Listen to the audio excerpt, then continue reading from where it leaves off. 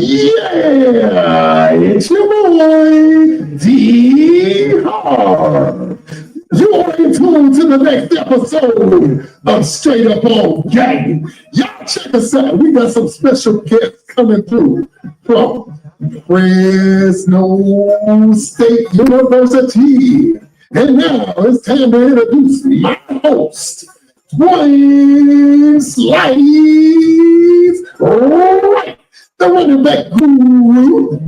What's going on, y'all? What's going on? But before we get started, we are going to introduce our other co-host, our main man, our homeboy, our boy, Bryan Welch. Welcome, Bryan. What's up, brother? Hey, nothing much, my friends. Nothing much. I mean, hey, great show tonight and a busy week in Fresno.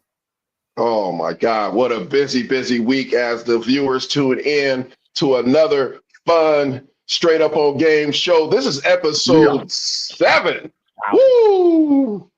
7 straight weeks, fellas. We've been rolling. We've been having multiple guests from everywhere, JUCOs, high schools, big-time players in JUCO, high school, NFL, you name it. I mean, even ESPN can't even get some of the guys we get because we're exclusive. But, hey, man, how was y'all Thanksgiving, man? Well, mine was all right. I mean, I'm alive, so it's good.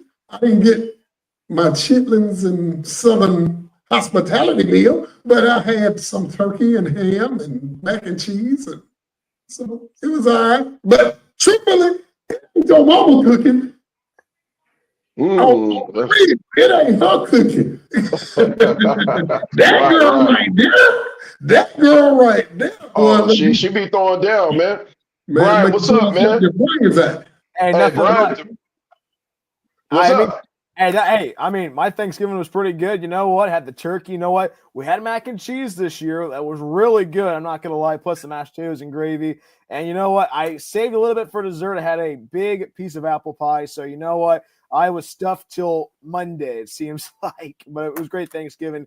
And hey, you know what? Hey, 11 more days before we get out for winter break. I'm not counting down the days. I'm not counting down the days at all. You know what? I'm counting down the days, man, because no matter what, I still got to either train or, you know, be at the school sites and doing something. But you know what, man? You said it was a busy week at Fresno State. We're going to talk about that in a couple of minutes as our viewers roll in. Dante Marsh will be on shortly. Mike Stovall will be on shortly. My boy, main man, Joey Rigo will be on shortly. We're going to talk some Bulldog football. We're going to talk – this is actually the statement of the alumni for the Dogs. We're going to have some other Dogs chiming in. Look, viewers, we have the comments, right? You can leave live comments. We'll pop your comments on the screen. But you know what? It's going to be all love. We're going to all share, you know, where we're coming from in this whole thing as the viewers roll in. Thank you, guys. We appreciate it. Hey, you got time right now to subscribe to our show. You know what I mean? You got time, plenty of time. I want to talk about how my Thanksgiving was real quick before we get down to the gritty. Look, man, I played some PlayStation. You know, I chilled, played a little college football. I was beat down on a couple of these young cats, you know what I mean, on my P5, man, playing with Colorado, you know, trying to do a little something with Travis Hunter. You know what I mean? Yeah. Speaking of Travis Hunter, man, we're going to go back to this whole Heisman talk real quick before we bring Dante on. Let's talk about just 2 minutes of it, man, and then we'll bring Dante on, and then he can chime in. Travis Hunter, our Boise State. I'm sorry, I'm a Bulldog at heart. I just have to say Boise State. What? I mean, what do y'all think, man? Nothing has changed my mind. Well, yes, it has. At first, I was Travis Hunter until Boise State boy Jetty. Man, that He's a beast. He ain't no boy. That ain't no boy. That's a full-grown country boy. Man, I mean, excuse me, but that dude, he ain't playing at all. Yeah, he dead serious. So, Bryan, I know you always have some great stats and statistics and things of that nature. What about you? How do you feel about the whole Heisman race right now? You know what? If they should just give because the Mountain West Conference Championship is tomorrow in Boise, as Boise State's taking on UNLV. The Heisman Committee should just be in Boise to hand the Heisman Trophy to Ashton Jeanty. If Ashton Jeanty does not hoist the Heisman in New York in 2 weeks' time, then what are we doing? I mean, seriously, the yards he's gotten this season. Plus, you know what? He's battling for a conference championship. I know that's kind of a little bit of a lame point there, but a lot of people were talking about that this week. But also, he just declared for the NFL draft. So you know what? They just broke that news like an hour ago. You know what? Hey, he's going to be a good player, and right now, yeah, he can probably win that Heisman because by how dangerous he's been able to run the football. But also, he just stands in the backfield and just gives the defense a stare at folks, and he just runs through them. You have to give the Heisman Trophy to Ashton Jeanty, hands down. It comes a time when you get those players that come once in every 15, 20 years. Like you said, we were talking about this on our show, Harv, Bryan Welch. We had some other guests, and we were saying that there would never be a Travis Hunter, there would never be a Jeanty. There were before they even came along. It's just the game is different. You know what I mean? The game is different. I do feel there were receivers that play and DBs that play both ways. I always mention Charles Woodson. And before we even talk about Charles Woodson, we're going to bring in Dante Marsh right now because, Dante is a DB guru. So, Dante, what's up, bro? I think he's muted. I think he always start off with mute, man. Every time. There we go. He here. What's going on? How y'all doing? Doing pretty good. Good. In regards to the conversation you were just having, I was a running back in high school, but my second position was DB, and I ended up getting my scholarship at DB. I trained with C. Wood during his first stint with the Raiders. Shout out to Tom Willis, the Pepper Sport. Dude was phenomenal.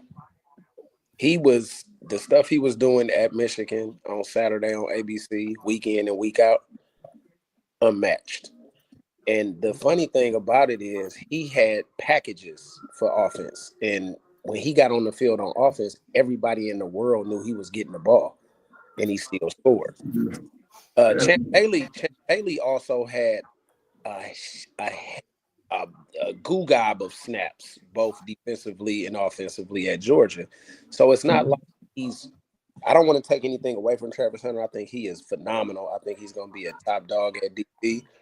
I just don't think you can top what Ashton Jeanty doing, because without him, I don't think Boise is making no noise.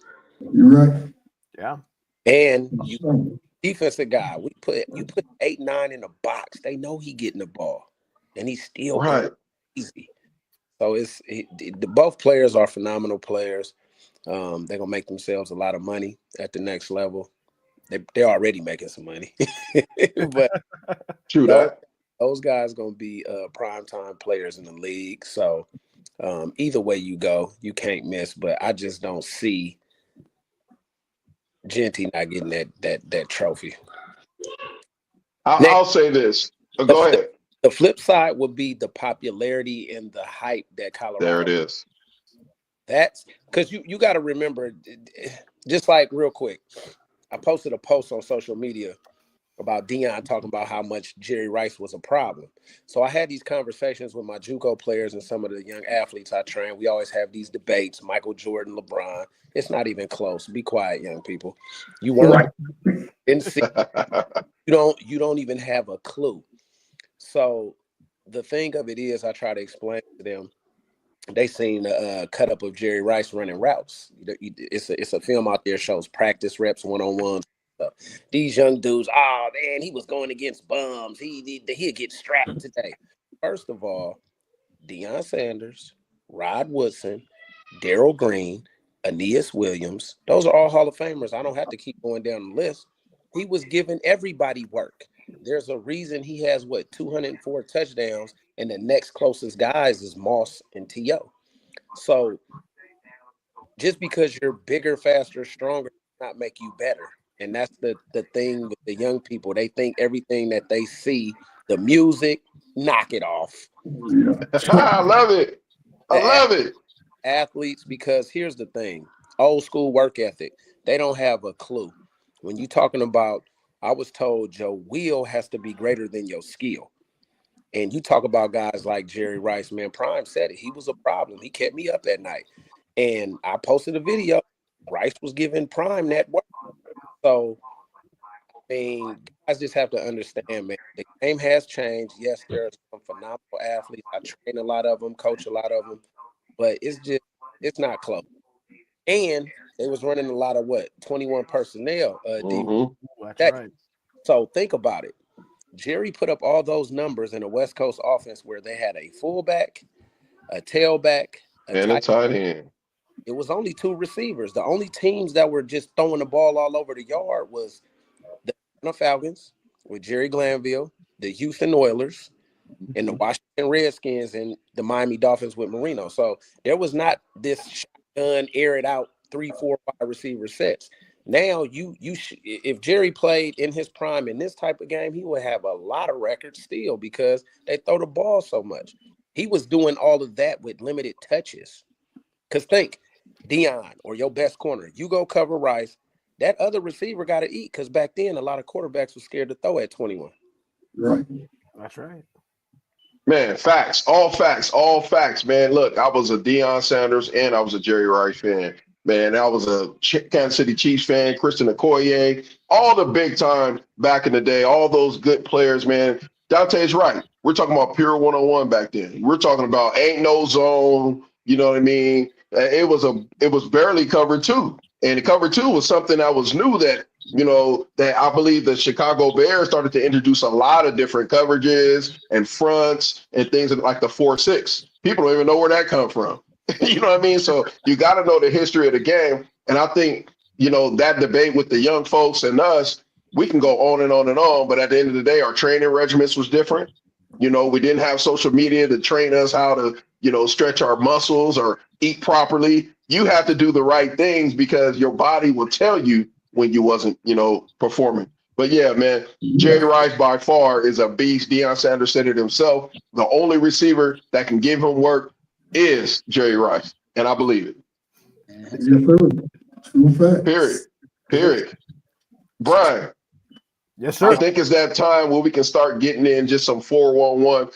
Man, this show is called The Statement of the Alumni. I didn't want to put Fresno State hashtag. I wanted to say Bulldogs because, we have some people with mixed emotions. It was crazy yesterday, and for those fans who's viewing, to all 104 of you on YouTube, all 625, 26, 27 and counting that's watching, hey, we appreciate y'all. You can comment in the comment box. We'll put your comments actually on the screen. But Bryan, tell us a little bit about our show, man. What's the show about, man? Tell us. What are we up against? Well, I mean, the new head coach, first of all. But I mean, you go back to Saturday, Fresno State struggling against UCLA, falling 20-13 against UCLA at the Rose Bowl. I was down there for the first time ever in my life, being at the Rose Bowl, covering the game.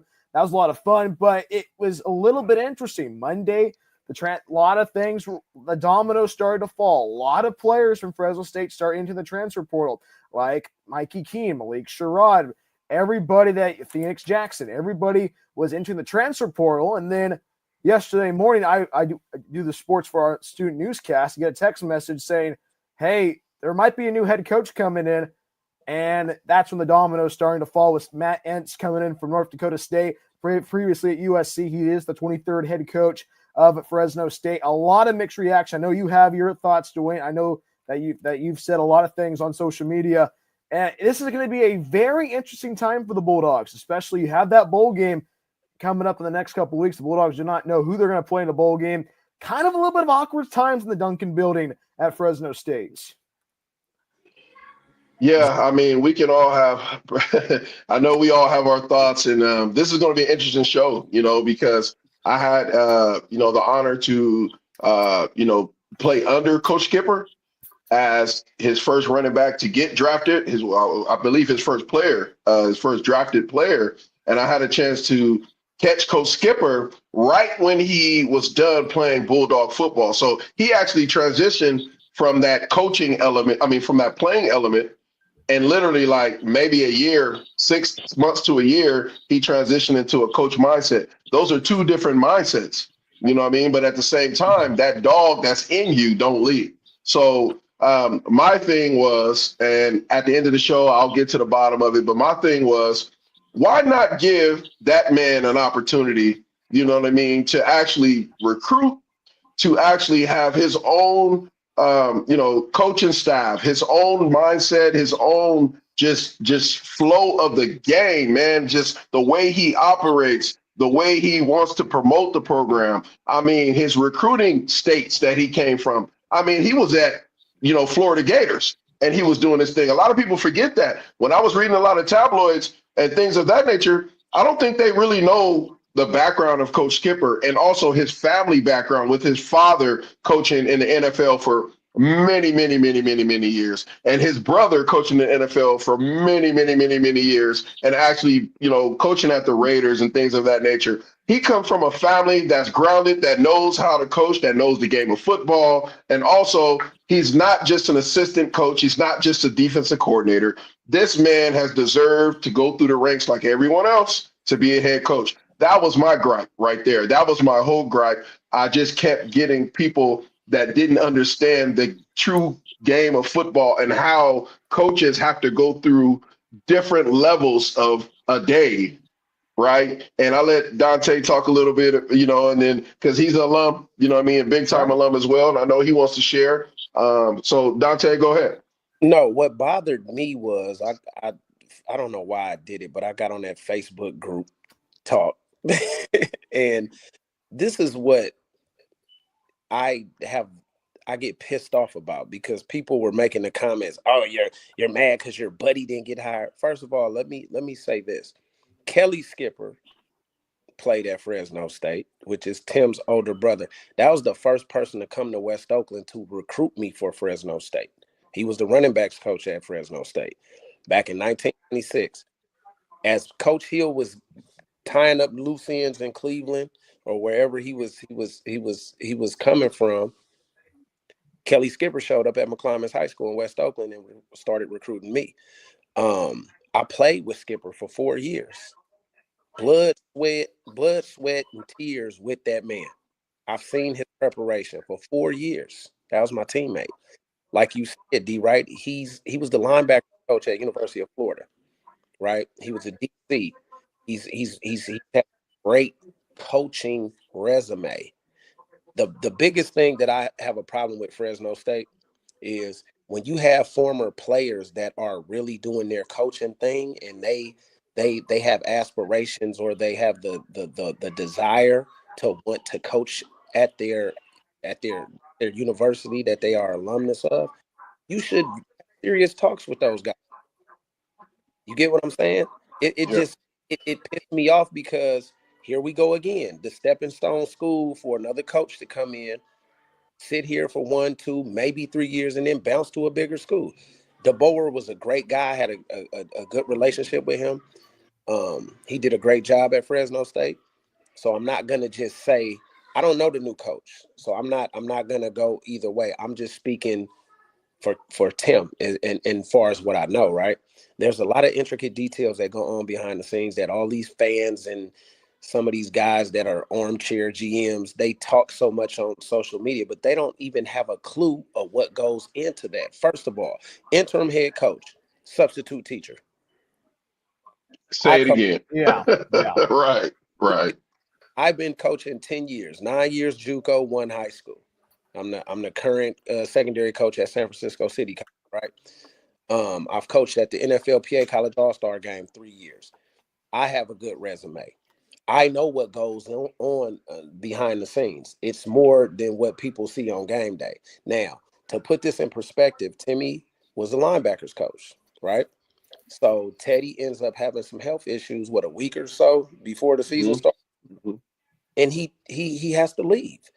So now a guy that's a position coach is thrust into the position of running an entire program. You can't remember the term interim substitute teacher. You have zero power to hire or fire anybody. And he was doing 2 jobs. He's still the linebackers coach. He's the now head coach, right? Now, Kevin Coyle, love him to death. That was my DC. He's the DC there. Jethro Franklin, D-line coach. He was my D-line coach. J.D. Williams was my position coach. He's there on staff. John Baxter, special teams coordinator, tight end coach. He was there when I was there for 4 years.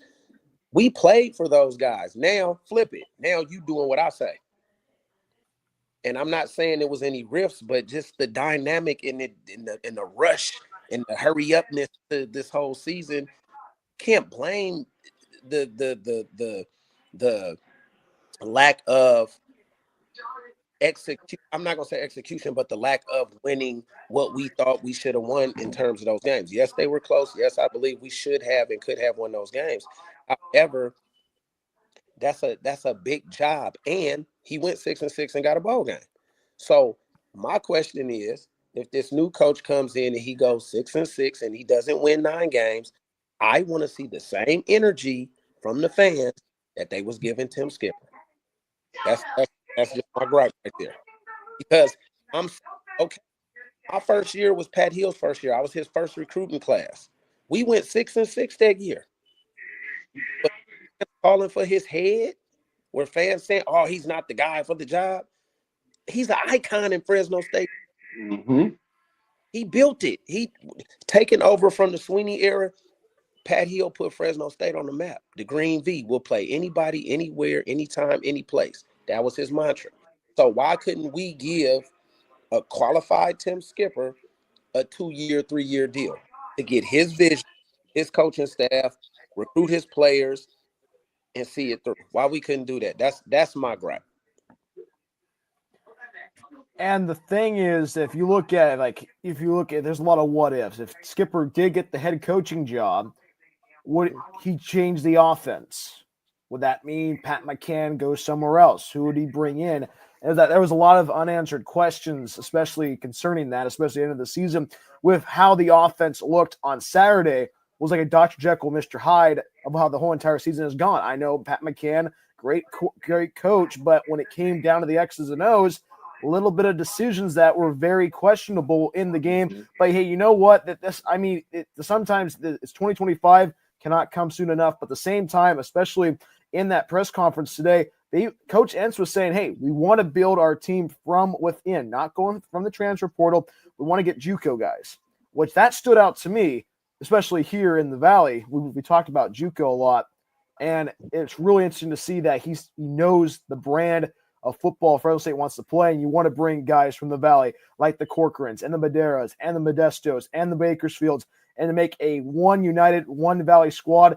I was really impressed about how he said that, but I feel for Skipper, but at the same time, I kind of want to see what Entz will do. It's kind of like a 50-50 for me. Well, I know I listened to the press conference. All right, I had to. I was literally in my office.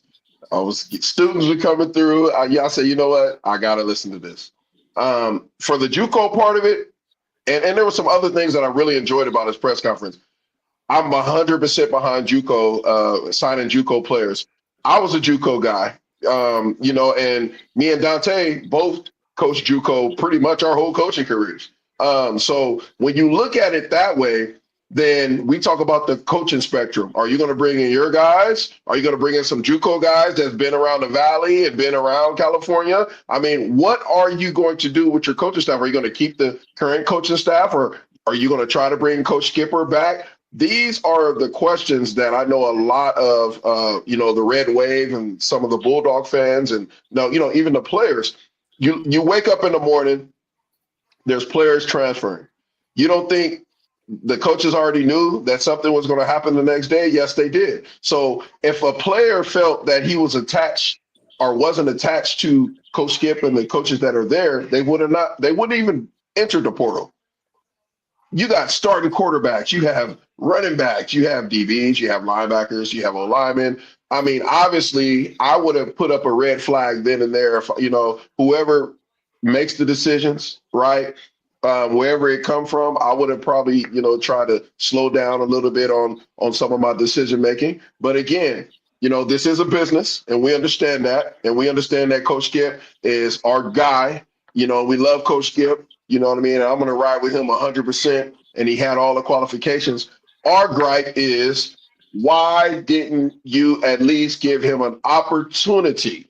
Just an opportunity to maybe get that teaching credential, step out of it, the substitute role and be allowed to actually recruit from Florida, recruit from Louisiana, be able to come to the Valley and take all of our big time players. These are a lot of good players are getting signed to the Bulldogs. I love it. But at the same time, what happened to our LA, San Diego, our Long Beach, our Oakland, that type of player as well? Because I remember when we played at Fresno State, we had players from everywhere in California. Nobody wanted to go to USC. Nobody wanted to go to UCLA. If they did, it was for something else. But if you wanted that hard nose, that fundamental football, you're going to Fresno State. You're playing for Pat Hill. You're playing for Baxter. You're playing for JD. You're playing for Coach Skip. You're playing for whoever's there. Coach Wagner. I mean, I can go on and on. Coach Brown. Rest in peace. I mean, come on now. You're talking about a guy who played with some gurus. And yes, I'm going to stop talking because Mike Stovall is on. We're going to give him an opportunity to talk, and then we're going to bring it back after he talked to a commercial. Mike Stovall, you on, Mike? Good morning, sir. Good evening, sir. Good morning, good evening, good night. What up, Mikey Mike? I'm sorry I'm late, guys. You good, man. You good, man. So we're just basically just sharing our thoughts, and then we're going to go to commercial after you share, and we're going to come back, and we're going to dig deeper in it, man. So how do you feel, man? How much time do I got? Well, man, it's going to go to commercial like the movies if you start talking for about an hour or so, man. Now you good. All right. So now go ahead and start sharing, man. So for me, I don't know what you guys covered already, but for me, God, man, we missed an opportunity. I'm frustrated. It's not putting all this into one, 20 minutes or talking like that. I don't know if I can do that very well, but this is a culmination of 25 years of poor decisions within this organization. And I think it's sad to see it continue. I honestly thought that Skip understood what was going on behind the curtains. We all know that the program doesn't have the money that it needs to sustain itself. And I think there's a lot of reasons for that. We can go into that, but I think he understood all the mess that it is, but he also was willing to kind of roll up his sleeves and do the dirty work. He was already doing it. And I think he kind of got slapped in the head, which to me was very disrespectful. Mm-hmm. So that's the sum of it. But I think there's other issues within the athletic department, within Fresno State itself, from the president down, internally, behind the scenes, people with money, the Debbie A. Stones of the world. There's people that are underqualified and not qualified to do the jobs that they're doing. And when someone says that maybe Skipper isn't the most qualified or the best qualified to do it, point to me from the president down who has done their job before somewhere else. No one has. So why would we take a stance against Skip on the head coaching position, knowing that he's applied for the job 5 times? Right. At least give the guy a chance. At minimum, give him a courtesy of 2 years and say, hey, make or break. And as well as I do, on everybody on this podcast, I've already talked to Dante and yourself and other guys. We're going to do everything we can to get 2 or 3 donors involved, get ourselves involved, do whatever we need to do. Like, he needs to sit us down. I'm not doing this with a new coach. I'll be honest. I'm not. But if Skip said, hey, Mike, I'm going to get everybody in the Josephine building, and we're going to sit everybody down, and we need to come out of there with $4 million. Let's figure it out. Right. And I honestly truthfully believe we'll find that $4 million somewhere, or whatever that number is. Man, that's awesome, man. I mean, that's you spoke and touched on some very important things. And I think when we come back from this quick commercial, we are going to talk about it. We're going to bring Joe Rigo on next, man. I'm telling you, guys are loading in because this is a touchy subject, man. So we're going to go to a commercial. We're going to pop in with Joe Rigo, and we'll be right back, fellas. Okay.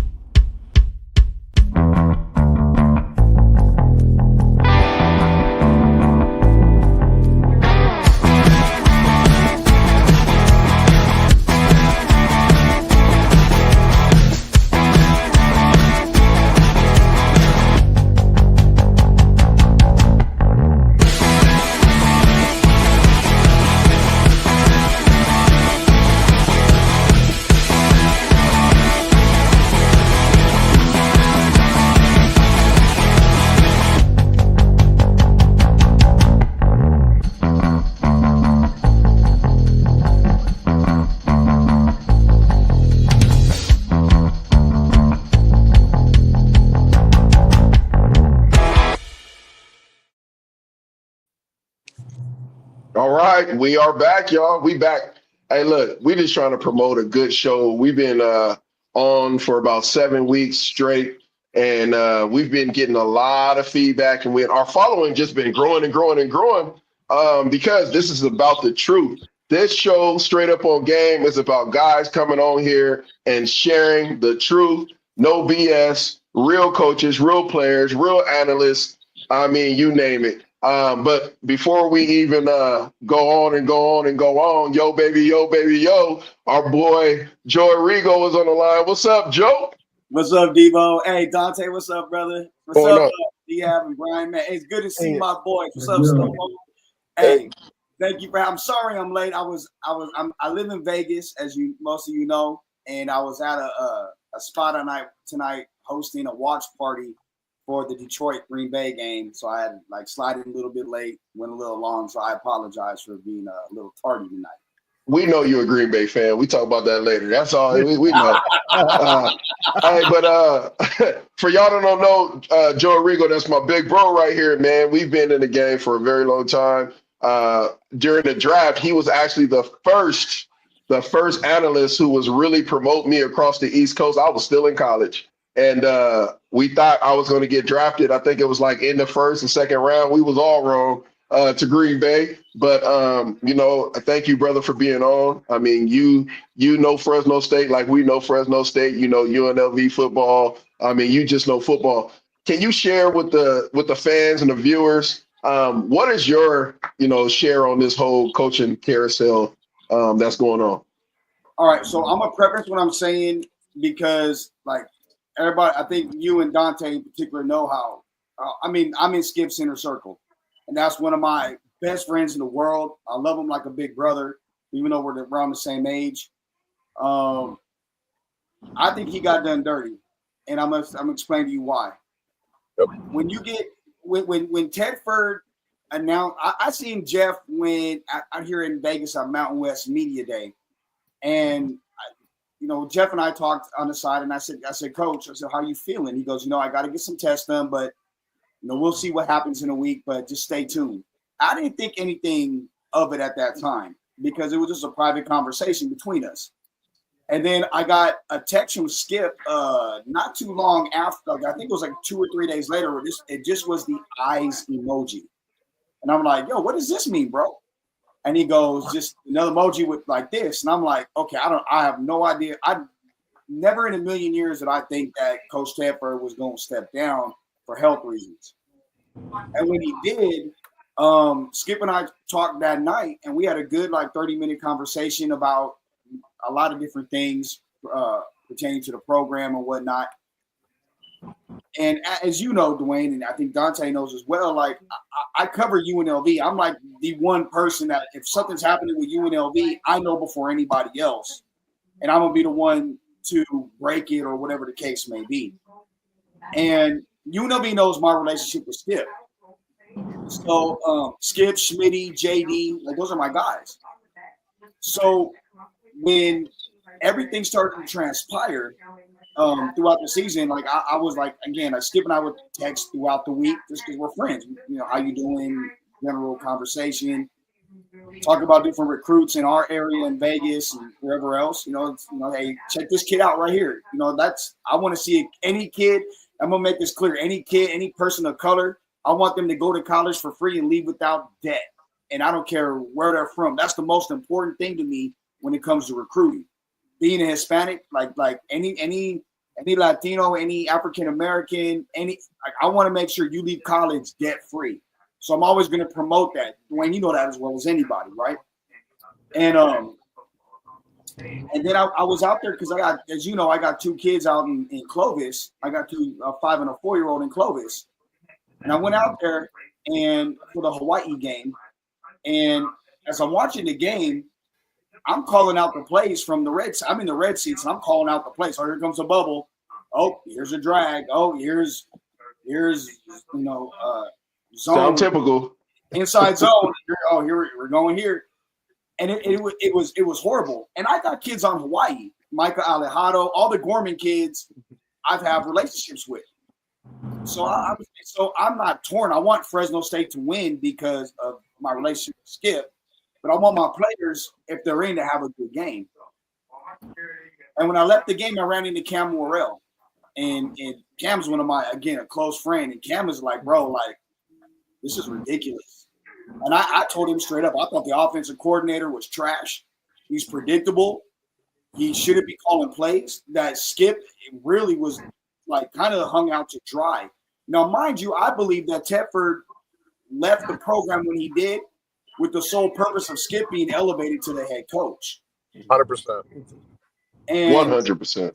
And with the support of alumni, with the support of boosters, with the support of the Valley behind him, I mean, and with all this stuff that was going on behind the scenes that nobody's going to know about, Dante, we were in that Twitter thing where they just don't know what is actually happening because, and it's not our place to say anything because some things are left behind closed doors. Fans don't necessarily know that. That's why they're fans. Yep. And when I left there that night, I got told by a number of former players that if Skip is not the head coach, not only are they leaving their jobs within the school, whatever the school has them as, but they're stopping donating any money to the program because for anybody else, Fresno State will become a stepping stone program based on the fact that the facilities need an upgrade and there's no financial backing for that. That the stadium needs upgrades. There's no financial backing for that. And they don't know how much money that they're going to get from the Pac-12 for whatever TV deal they think they're going to get. And I've seen the number 14 million. That's I don't think that's realistic. I think you drop that down about $4 or $5 million. And that's kind of what they're going to get based on the schools that are in there currently. And I talked to Skip that night, and obviously he was kind of dejected after the Hawaii loss.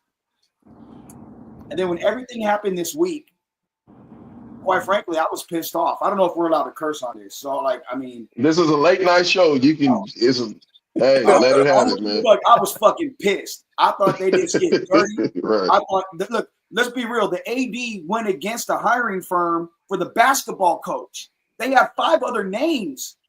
And the AD went with the local high school guy because he said he could get local NIL. Like, why do you waste that money with a hiring firm if you're not going to listen to them? So I talked to former players. I didn't hit Dante. I should have hit you, Dante. I should have hit you, Debo. And been like, hey, what do you guys think? But I think dude's in over his head because if you're going to pay that money for a hiring firm, listen to them. So now you come out and you hire Entz, who, let me be clear about this. He's a hell of a head coach. What he did at North Dakota State was phenomenal. 62 wins, 2 Division II national championships. God bless you. What you did with USC's linebackers last year, you did a hell of a job. But you don't turn your back on a person that is the pure definition of a bulldog. Mm-hmm. Like, it's a man that blood, sweat, and tears Fresno State. That when he was here at UNLV, he and I had very candid conversations like, man, how do you feel about playing against him? He's like, bro, I'm torn. I'm torn with that. Like that. I love Fresno State, but like I want to win games. But it's literally the whole. This is the steps that are being taken. So I thought Skip was done dirty. The offensive coordinator was in it over his head. Let's be real. Dante, you know this as much as anybody, bro.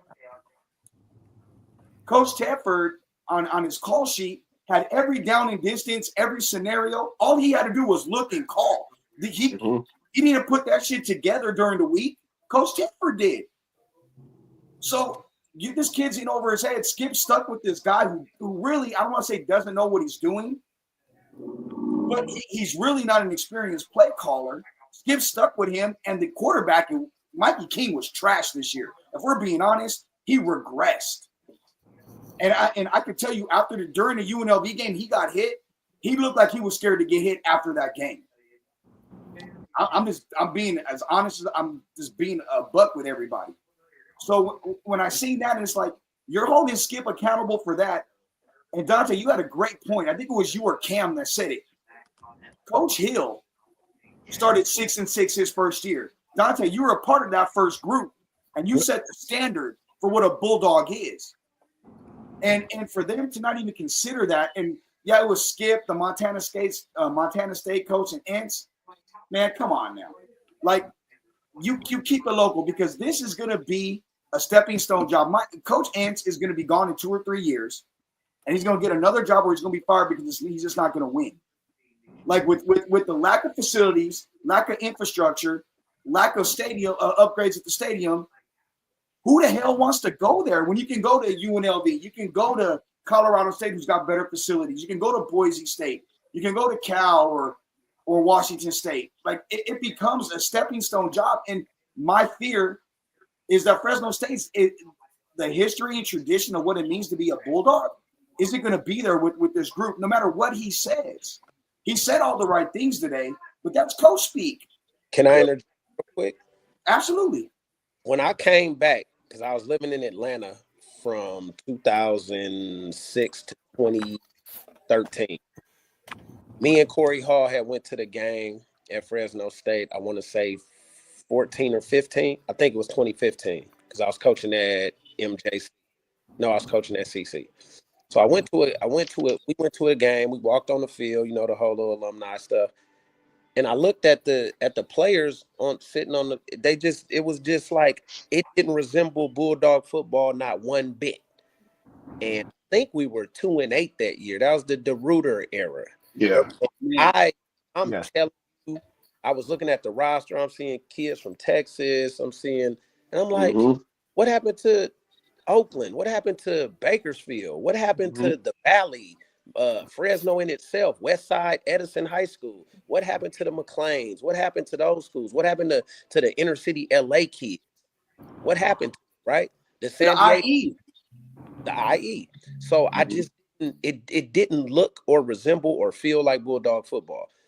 Once again, I'm not gonna pass judgment on Coach Ince because I don't know the guy yet, but I will say this, I agree with you 100%. And let me say this to the fans. Y'all got to stop all that crazy talk on this social media. Amen. We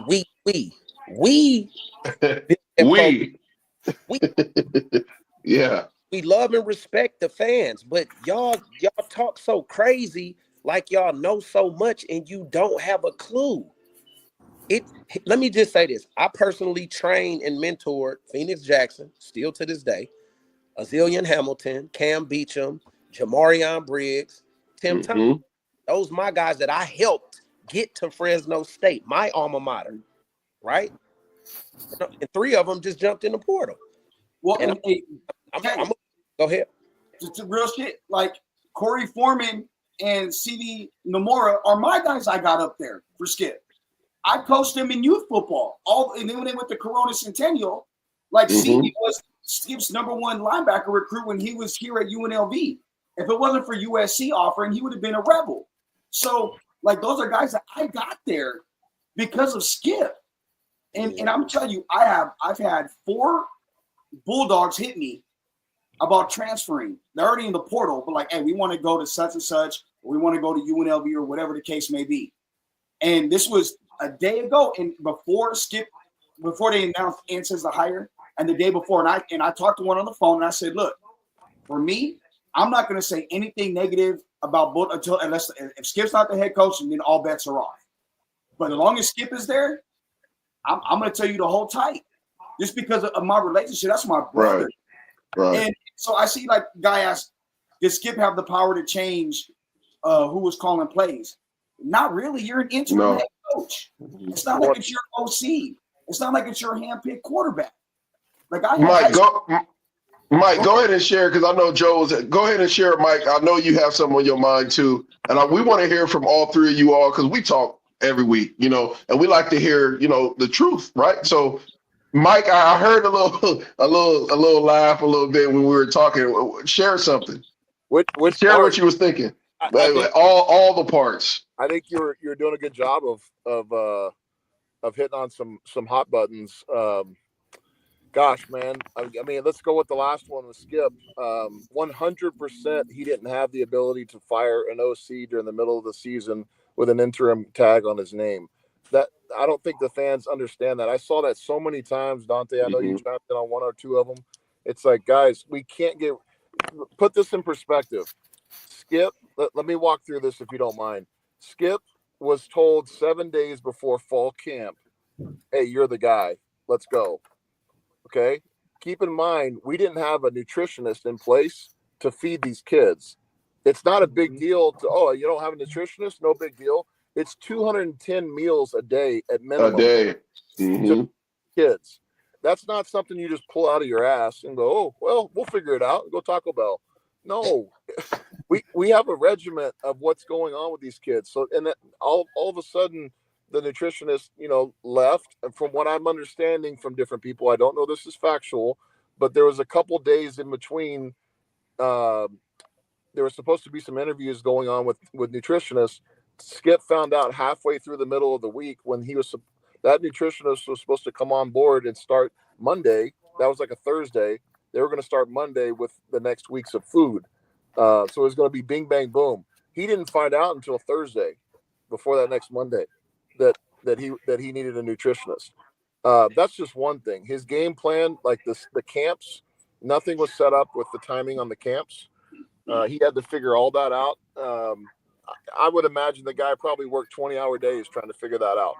The time and effort that he put into this program just to get us competitive, and the way we brought it to the field against Michigan, the first game, that should say a lot. In my opinion, I think we should have won the Hawaii game. We didn't. I'm willing to strike that against them, but I think the way we played, considering all the things that were against us at the beginning of the season, losing our head coach, namely, we played our asses off against Michigan. And if anybody begs to differ, I'd love to hear that. But I mean, considering all the things that were against us, they balled, and especially our defense, they balled. It was fun to watch. They shut down everything that Michigan did. Obviously, they scored more points than we did, but considering that their NIL, this is a fun fact, their NIL money for those Michigan kids was more than our entire athletic department program combined. Their NIL money, $16 million, was more than our athletic department. So you want to talk about David and Goliath? Yes. Skip, another thing I'll touch on is that people need to know is Skip was interviewed for this job 5 times. DeRuiter. Let me go back. I'm like feeling it right now. So I'm trying to, before DeRuiter. Go ahead, Mike. That I know of, DeRuiter he interviewed for Tedford the first time. He found out that Tedford was in. Obviously, Tedford's a legacy, legend. He got fired at Cal and got picked up with us. And then when DeBoer came in, he put his name in the hat. DeBoer was Tedford's guy. All good. Obviously, DeBoer went off to great things. That was a good choice. Everything worked out. Tedford came back. He interviewed again when he came back. And when he interviewed, he found out that Tedford was coming back. Tedford called him and said, "Hey, I want you on my staff. You're my guy." So he basically said, "DeBoer, you're my DeBoer now." So I think that says a lot when we need to move this forward. So when he was on the plane, I believe coming from UNLV, you guys may correct me on that. Please do if I'm wrong. But on the plane ride to Fresno, he gets off and gets some text messages saying, "Hey, congratulations on assistant head coach." And he didn't even know, Tedford didn't even tell him that he was the head coach. But that tells you how much respect a guy that's been doing this. In my mind, it's definitely a Bulldog legend in Coach Tedford. That tells you how much respect he had for Coach Skip. Another thing I want to bring up is when you go back, and I spent some time going back through Skip's lineage and as far as his coaching experience and his history, at every stop, his defense has improved within their ranks, had improved the year over year while he was at each stop. Tell me another coach that has improved his position, national rankings for tackles, interceptions, tackle for losses, all the things that we measure good defenses by. Show me another coach that has improved over 20 years at every single stop. And he's been named, I think, assistant head coach 4 times, including in the SEC, an interim head coach. So Mike, to your point, when they fired Tony Sanchez, Skip was named the interim head coach for UNLV, and he was running the program until they hired Marcus Arroyo. And even to add on top of that, I personally think and I think we all can agree, we've been around this game a long time. Yep. Tedford stepping down when he did was pretty much kind of like handing it off to Skip, so they wouldn't have to have a coaching search. Yep. And it was planned that way. Maybe not for Skip may not have known, but Coach Tedford did. So to your point, you're 100%. I agree with everything you just said. I mean, and I asked this, and I had a big ass thing on Twitter. I wrote. I know I tagged Dante. Debo, I didn't tag you. I had the wrong Twitter handle for you, but name another coach that's done it the right way. Like he's more than paid his dues to be a head coach. Amen.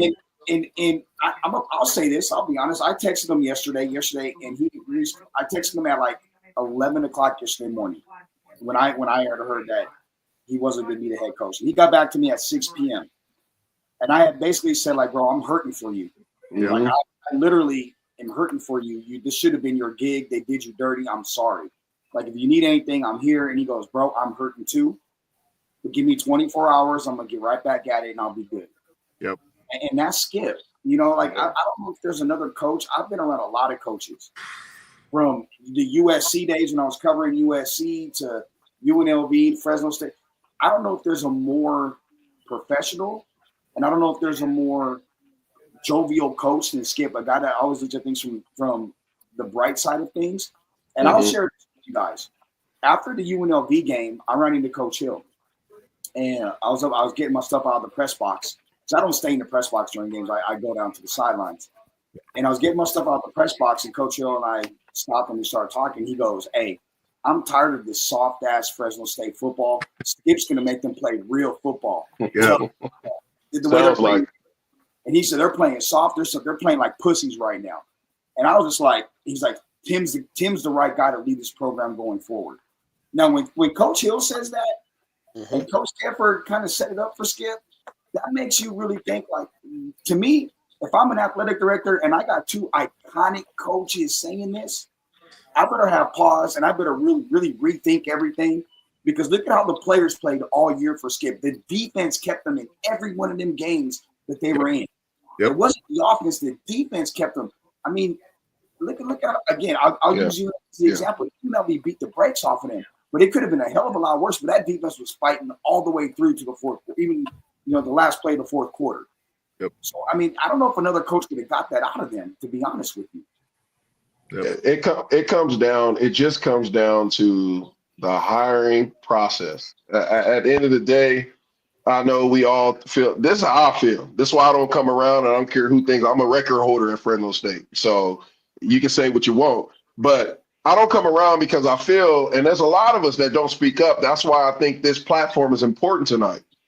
Amen. If I'm gonna show up to Fresno State and I broke all these records, I paid my scholarship back, I was under Coach Skip, under Coach Hill, Frank Signet, all the greats, Baxter. If I have to step up to a gate and pay, or they're like, you have to wait in line and somebody will get to you to get into this alumni section or whatever it is, bro, there's a lot of things that recruits see, parents of recruits that were alumni, people who actually donate from behind the scenes. Who makes these decisions? They can say Pat Hill was in the interview room. They can say those are all the greats. They can say Tedford.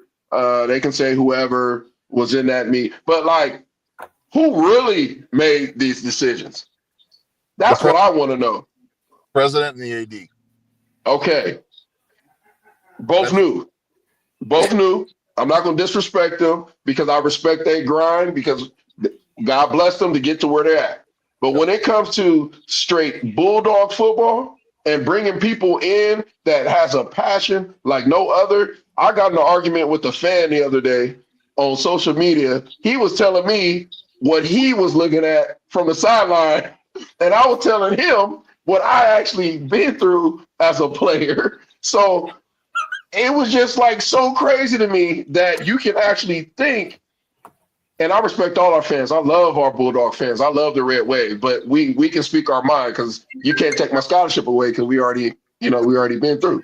So, but right. So all I'm gonna say is, think about it. Joe explained it. Stovall explained it. Dante explained it. Welch is he's our stat guy. He'll get on and talk stats. He's gonna talk some stats in a few seconds. But when you think about Bulldog football, Baxter could have been a head coach.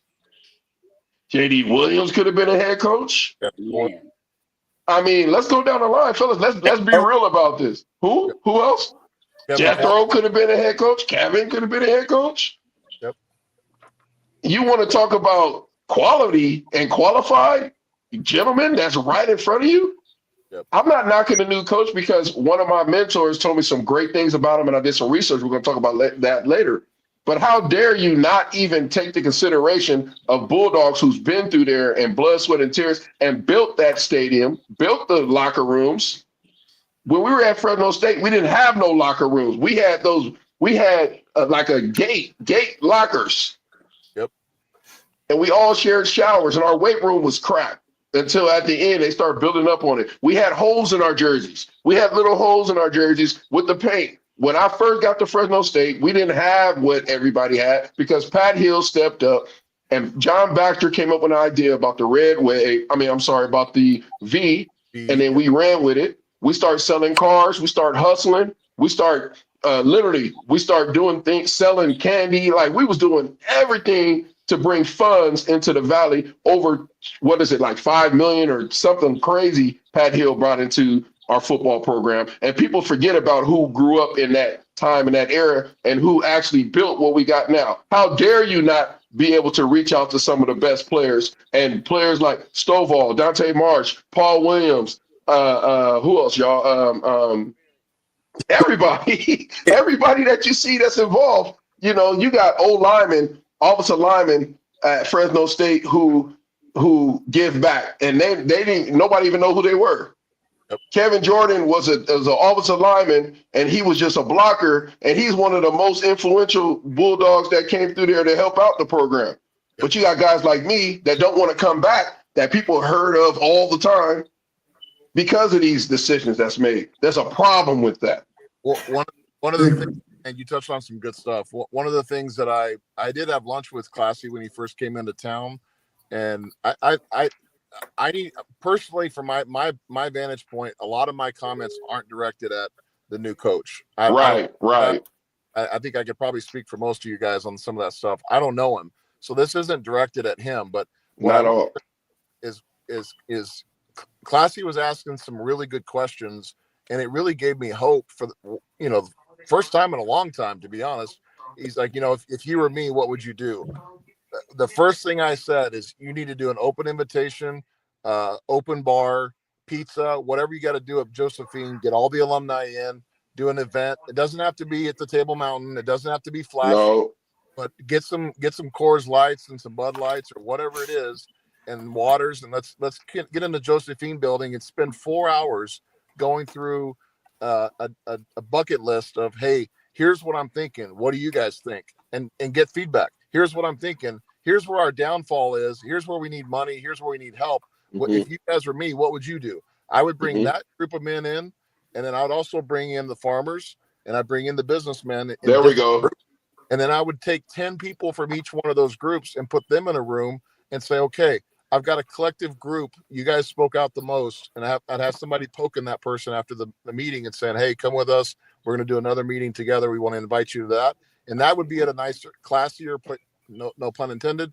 That'd be a classier joint. I want to get to know you. I don't care how much money you give to the program. You spoke up and had an opinion. I want you in the room.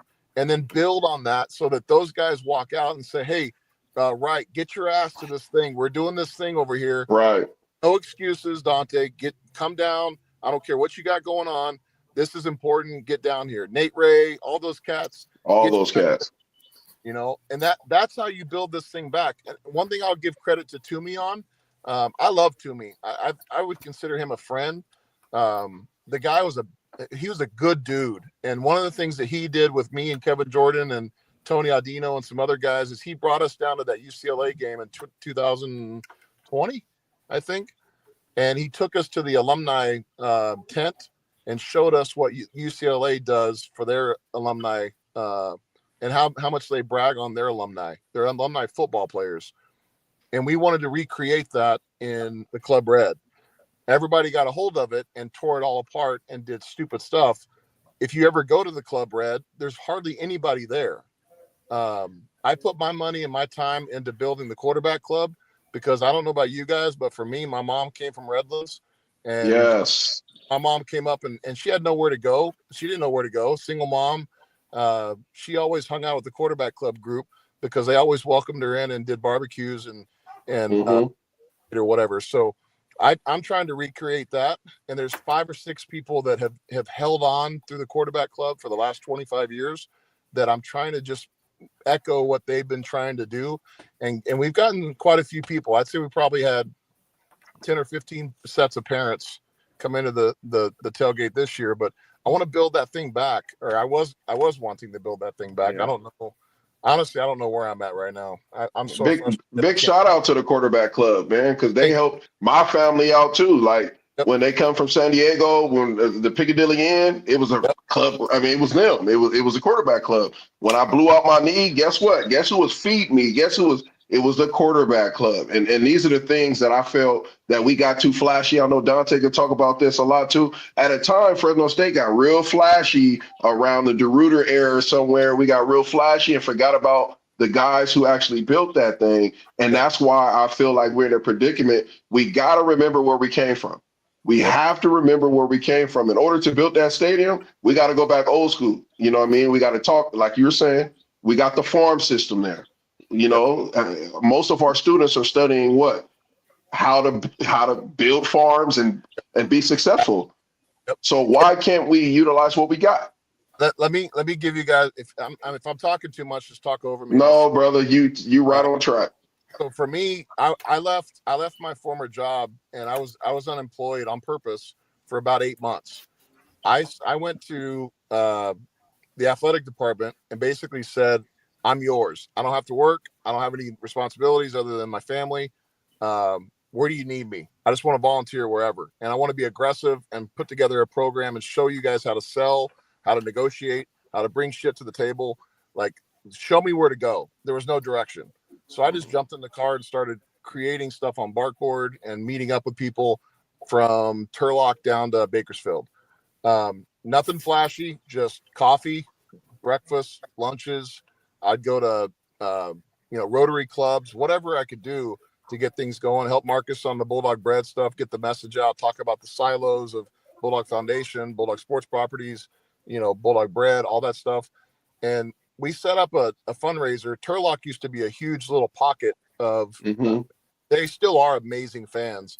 But it used to be a powerful group of people up in that group that gave a lot of money to Coach Hill, and they supported him like blindly. Yes. So I reconnected with some of those cats. They're good people. I spent an 2 evenings with them. I drove up there and had a couple of evenings with them, talking through concept, looking at what's possible. We put together a fundraiser. Upwards of about 50 grand is what we were estimating of what this thing would bring in. It cost me $3 grand. So I was going to pony up the $3 grand and say, hey, I don't want that to be an issue with Bulldogs, Foundation or whatever.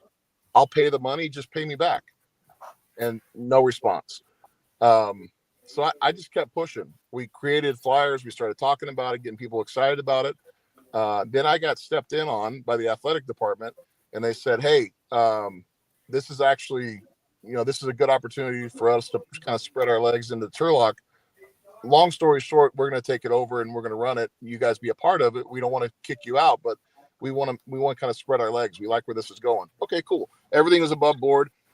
I'm an offensive lineman, guys. I don't really need the credit. I don't care. Don't have the ego. If you want to do it, brother, I'll do everything and anything I can to help support this thing. It's 50 grand for the program. I'm in, right? About a week and a half before the program, I texted the main guy up there, Jeff. Great guy, amazing dude, Bulldog fan through and through. And I said, hey, Jeff, just checking in, man. I want to make sure that everything's set up, everything's ready to go. I haven't heard much. Where are we at? He calls me back 5 minutes, 10 minutes later. He's like, Mike, I don't know if you're going to believe this, but they just emailed me and said that the whole event's off. Oh, What? Wow. So I called the appropriate person and said, "Hey, kind of a WTF, you know, what's going on?" And they said, "Well, we just couldn't pay the $3,000." And it's like, huh? Well, why wouldn't you call Wow. me? Why wouldn't you call me and say, "Hey, Mike, we need you to pony up. Are you still willing to do that, or can you do 1,500? Or what? Where are you at? What do you think?" I would have put it on my credit card if I had to. I would have been broke, no money coming in. I would have put it on my credit card if I had to, because and I think all of us on this board would have done the same thing. It's not. I'm not special. It's we believe in where this thing could be. We're still bought into of what this program, what Coach Hill sat down and talked to us in our living rooms.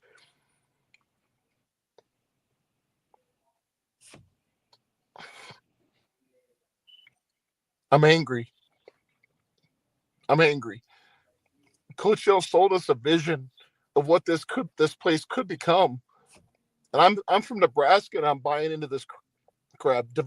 Dante's from Oakland. What I think, right? You're from down south. The whole state was in on what is Fresno State? What does that look like? We want to be a part of that. It's big time. Where are we headed? We want to be involved. And they just shit down their leg. I don't know what else to say. At some point, accountability has to slap the athletic department in the face and say, for God's sakes, man, if you can't do it, get out of the way. Let somebody that can, you know. It's like Paris Gaines running up on my ass. He's like, "Hey, if you can't block that guy, you know, I'm gonna be in your dish. You're gonna have bruises all over your back. You better do it, or else." Yeah. I feel like that's where we need to be with the alumni, with the athletic department. Is respectfully, hey, you're in that position. It's your job. It's your livelihood. But if you can't get it done, here's the accountability level. If you can't get it done, get out. Move on. Sorry, I got emotional, but that's No, you should be though. Like you're passionate about it, Mike. And here's another name that probably should be involved: George Takata. Like I yep. don't know if there's a person that is more passionate about Bulldog football than George, and to have George not even around the program Shoved is out. a fucking injustice. Yep. I talked to George last night. Did you? Yeah. That's my guy. That's George is my dude. So one other thing I would like to touch on that's very important that I think a lot of fans don't really understand this aspect of it. It's 2024, almost 2025. College football, college athletics in general is no longer what we all participated in and what we grew up watching. It's not that anymore. It's not amateur sports anymore. It is a business, a real business now, right? You're talking about kids. I'm not gonna say kids. These are young men, right? They could transfer, no problem. When we were in school, you want to transfer, you're gonna lose a year eligibility, and you had to bump down conference, right, or division. The opportunity for the players to maximize their name, image, and likeness. 98% of these guys are never gonna play pro football. This is it. So, in one sense, I'm happy for the young men able to get paid, right? But on the other end, it's killing the game, right? But just make big time. They could take a job today and then next year for bigger money, go get another job. Meanwhile, they recruited and started building this program over here. Guys like us, when we had Hill come and talk to us and recruit us there, we're going there because of him and the rest of the coaching staff. So it just kind of bothers me when fans get on it. Oh, well, they're jumping in the portal, whatever. They're not Bulldog born. No, you're not Bulldog born, Bulldog bred, because we had one of our own that should have been running the ship, and y'all shitted on him, and y'all talk so crazy and reckless, and it's people that don't even know what they talking about. Then we get Coach Ince gets the job, and then everybody's kumbaya. Well, I'm not, like I said, I'm not directing this towards the new coach. I'm just saying it's more of an issue of why couldn't Skip was more than qualified to get that opportunity, right? Maybe Maybe it's not a 5-year deal. Maybe it's a 2-year deal. Maybe it's a 3-year deal. But I think he, like you say, he got shitted on, man. And that's why we're a little perturbed with what's going on. Because I'm going to just say this. I think when you have alumni and people who have real solid ties with the program, I think that's a benefit. Now, we're not saying, hey, just because they went there, they get the opportunity. That's not what we're saying. This guy was more than qualified. So we're talking about people are upset because he stood for everything that Fresno State is. We don't know these other guys. And to not digress from what I was saying, the portal, just because there's a portal, don't mean you're going to get all these transfers and elite players coming to Fresno State. You need Munyon. You need the money. You don't have the money, you're not going to get the players. So that's just what's going on, man.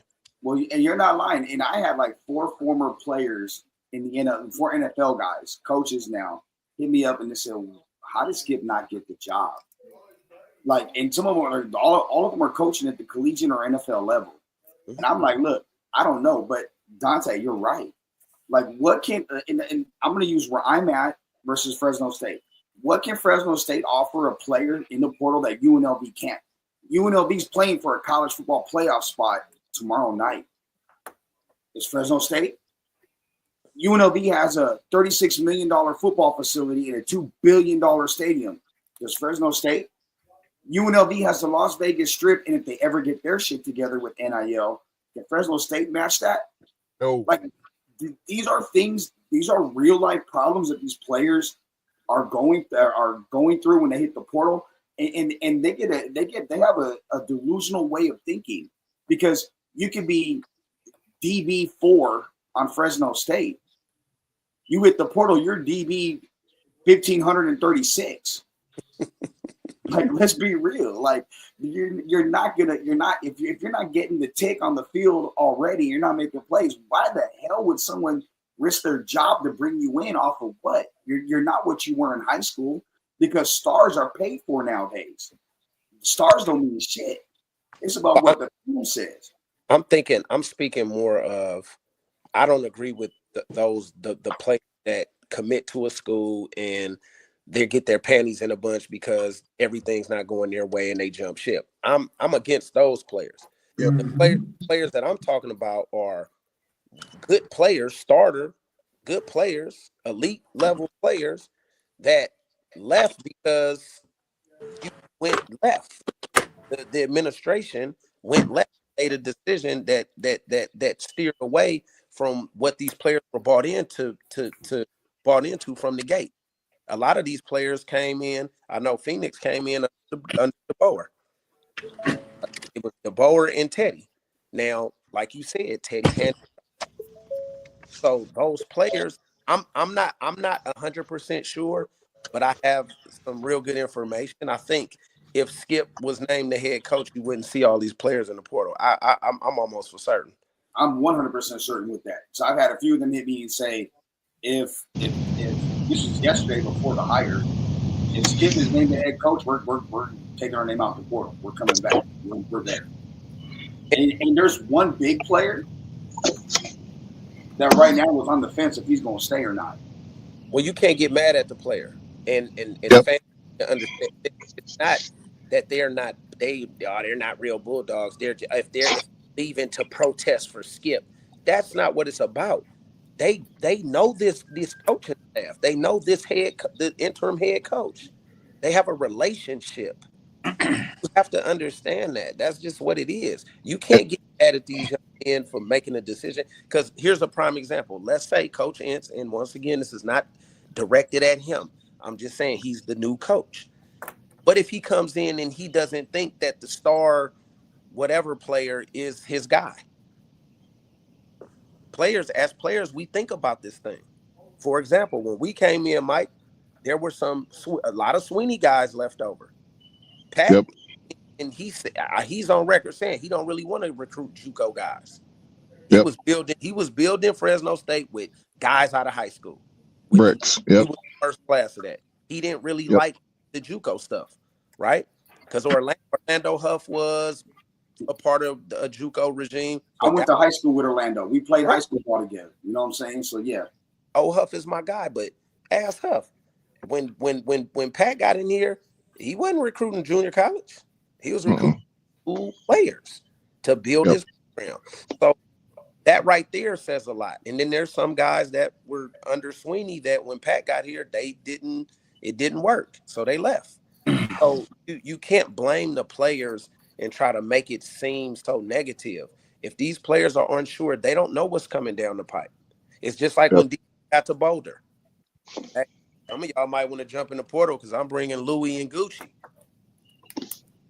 So they left. Some of those guys, because they were underperforming, right? So when he got there, he's now the head coach. He's going to make changes. So fans have to understand that aspect of it too. And then the ultimate bottom line in today's game, in this climate, it's money. If you got a kid that's playing at a mid-major, right, or a group of 5, and he's the guy, and there's a coaching change, there's uncertainty. Fellas, let's talk about the elephant in the room. Some of these programs got millions.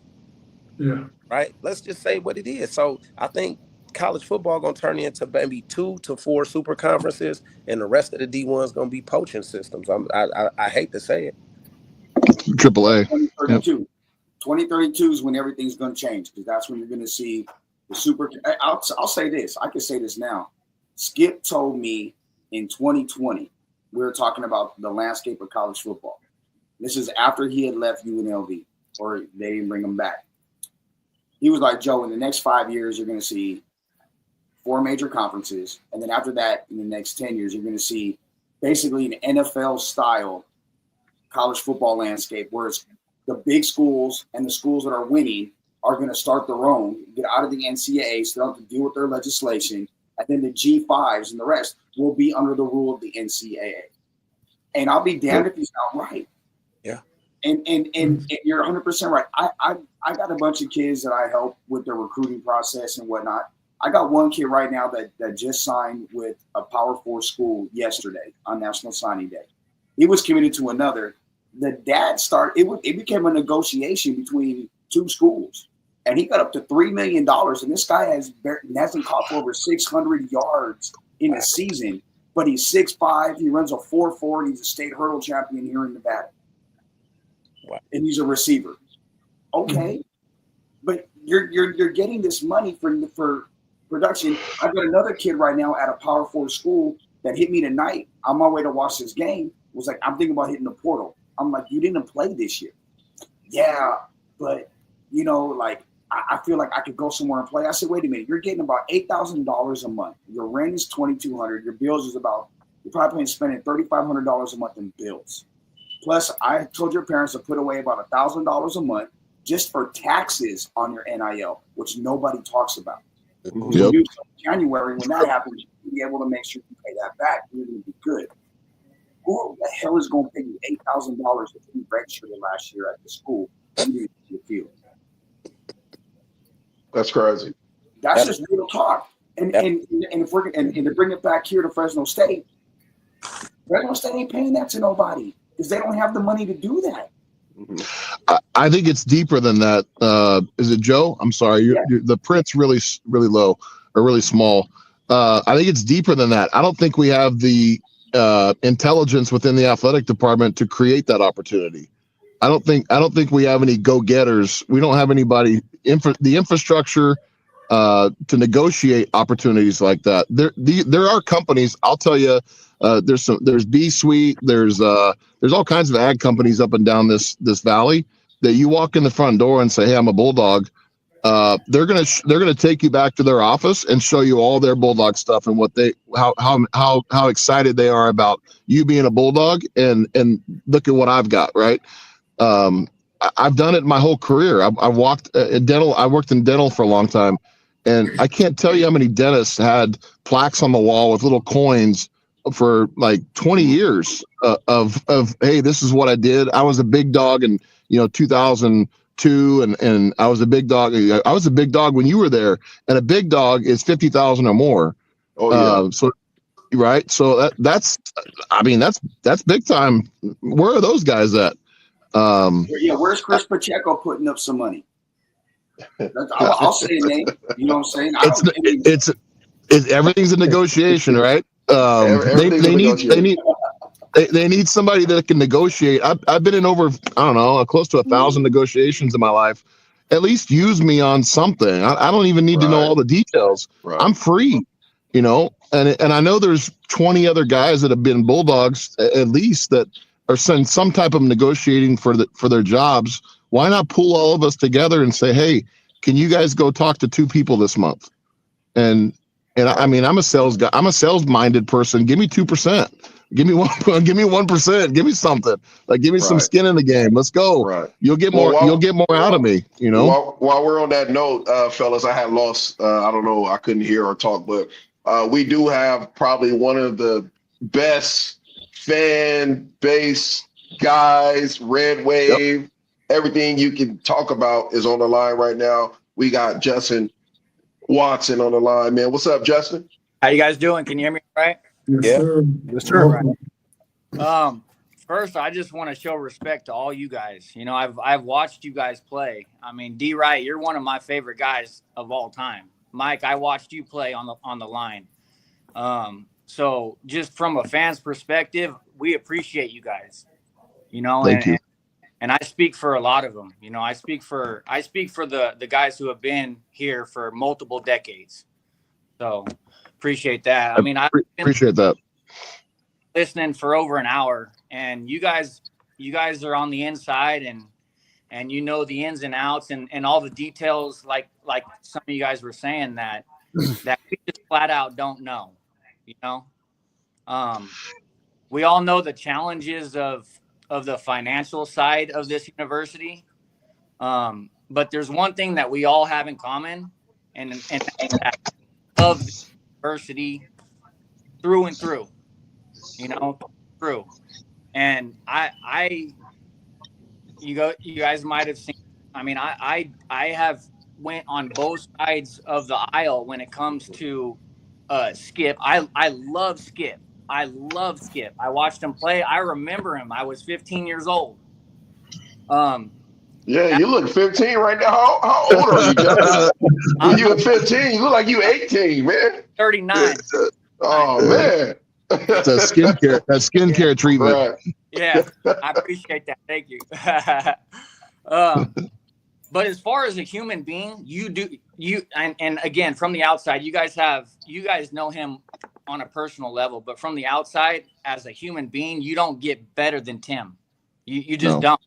I mean, if you can read people, Tim is a genuine good dude, and he can. As far as I'll say this, and I've said this a few times, as far as a face of the program, like I'll put him up there, and I'm not talking about what he's done like on a legendary status, like Sweeney and Hill, but as far as a face of a program, who you would want to be out in front of it all, I'll put him up there with any of those guys. Any of them. Well, Justin, making the connection, he was recruited by Sweeney, played for Coach Hill, and coached under Tedford, and played under Tedford when he was our offensive coordinator. So, I mean, he's the connection point to a launching pad of what could be, what's possible. One question I want to ask you, Justin, is you've been on the boards and you've commented, and I appreciate the thoughtful responses. Is there anything that you want to ask any of our guys, anybody on this panel? Is there a question that came up and you're like, man, that'd be a good question to ask? Because I think somebody on this panel could probably answer it. There's so many ways to go. Number one is I don't want to.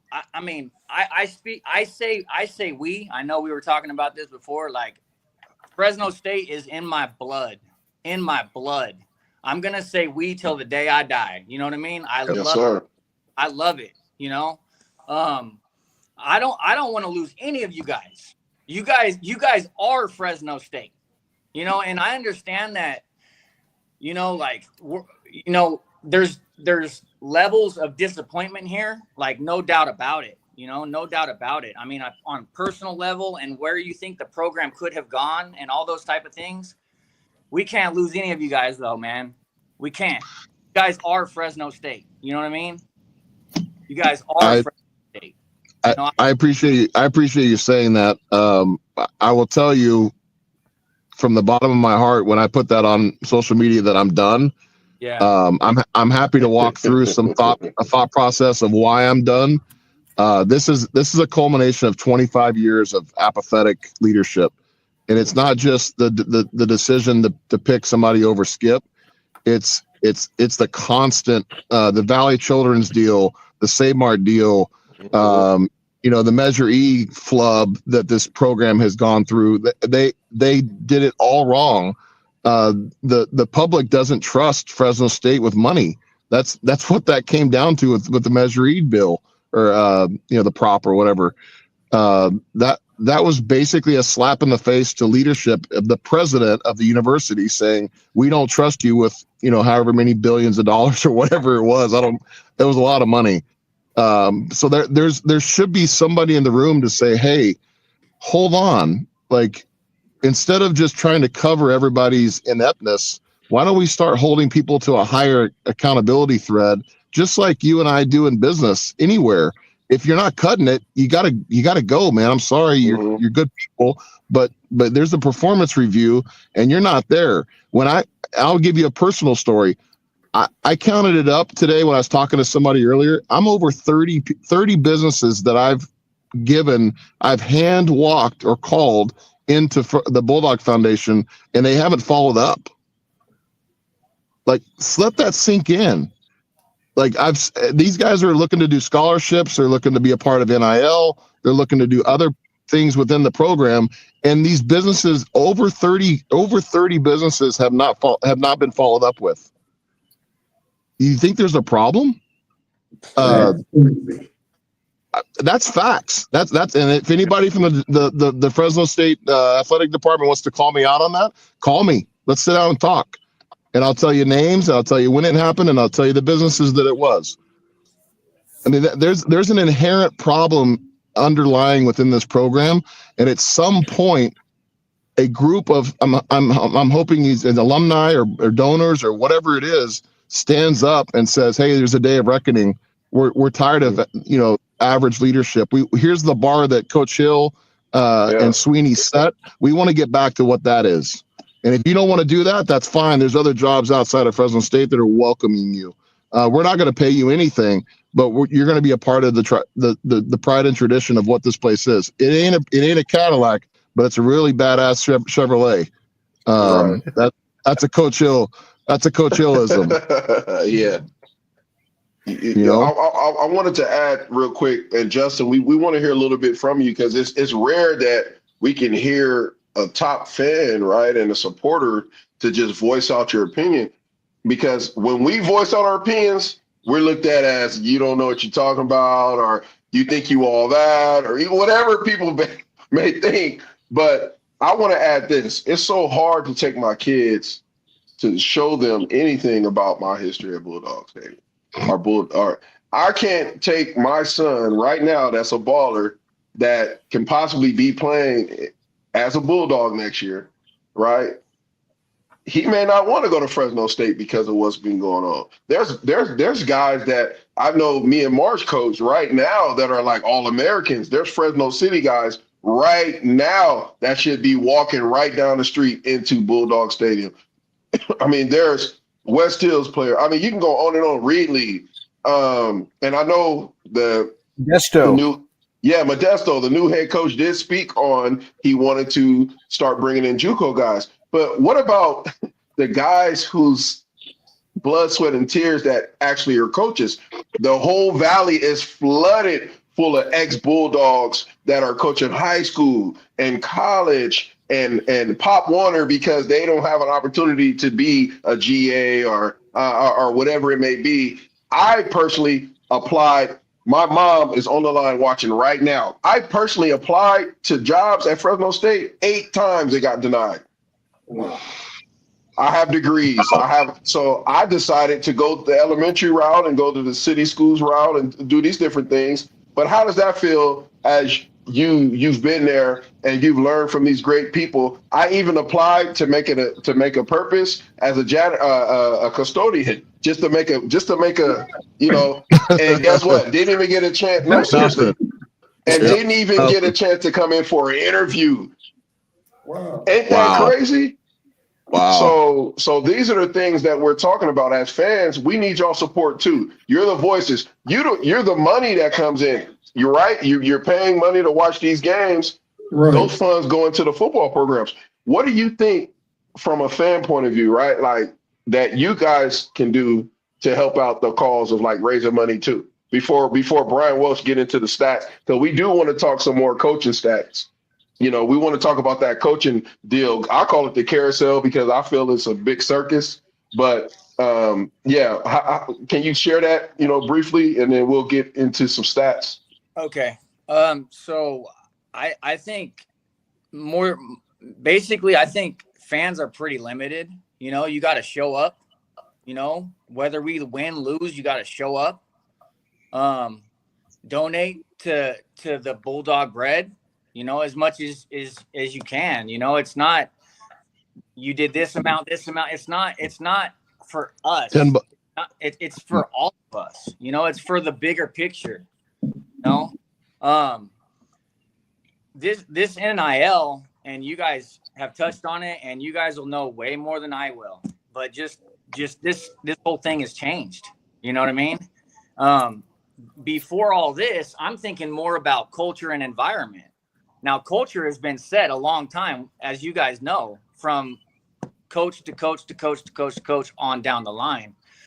One thing that I actually messaged Classy when he came on was an idea that I had that I talked to a few of my friends, and I'm a lot like you, Mike. I'm cool with just being in the backdrop. I don't care to have my name on shit. I don't care. Yep. I care about Fresno State and Fresno State. That's it. But my idea that I pitched to Classy, and he said, okay, I'll get back with you in the off season. I love the idea. Let's do it. And he approved it. And we'll see where it goes. But my idea is I want to make Bulldog Stadium how Autzen is. And I don't want to give them credit for this shit. I don't. But when you're standing up on first down, second down, third down, giving it everything you got, that's how it needs to be. And when you look around and they're looking at you like you're an alien because you're standing up, giving it all you got, there's something wrong. There's something wrong. So the idea that I had was to get everybody who wanted to jump on. And I wanted to have my own section right by the student section and just build. I know it's grassroots, it's ground level. I wanted to just build. And I want everybody on the same page. First down, second down, third down. We show this whole place what it should be. And it would just spread. Gradually, it would just spread. The students would get involved. And my idea was we would all wear green shirts. And I know we like to wear red. I want to be different. I want to stand out. I want to be like, you know what? I want to be a part of that. And I want to, call ourselves the Green V. That was what I pitched. And my idea is I'd love to see two sections of green where it's just a lot like the black hole for the Raiders.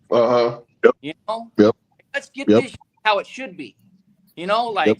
I'm you guys are passionate. I can hear it. Mike, I love it, brother. I love it. I mean, thank you. There's a lot of people like us, and there's kids coming up that are just like us too, so a dad spreads to the kids spread to their friends. This thing can go. We can be better in that stadium. And I've seen improvements too with the game day atmosphere. And I love Toomey. I've talked to Toomey. And you guys were saying that he's an outstanding human. Love that Agreed. guy.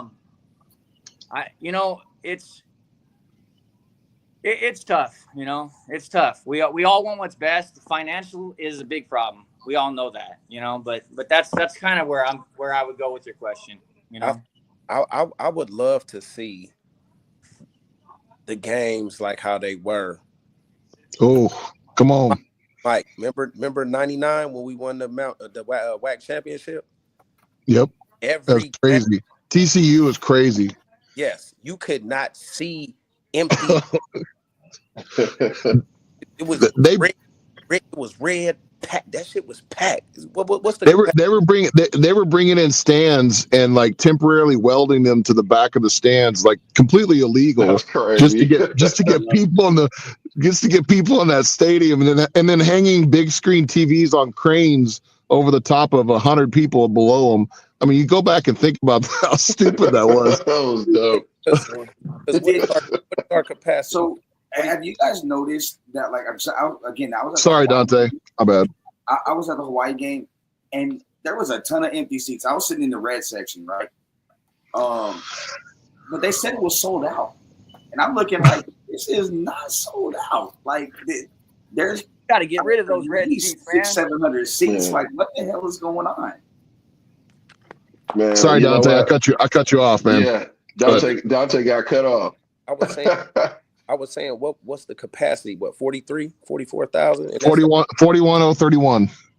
So I'm just saying, I'm about to be 46. We can't end together. It needs to be at least 65. Yeah. By now, and I mean it. I don't know. I held back in some of the social back and forth with the fans because I didn't want to say anything that I would regret.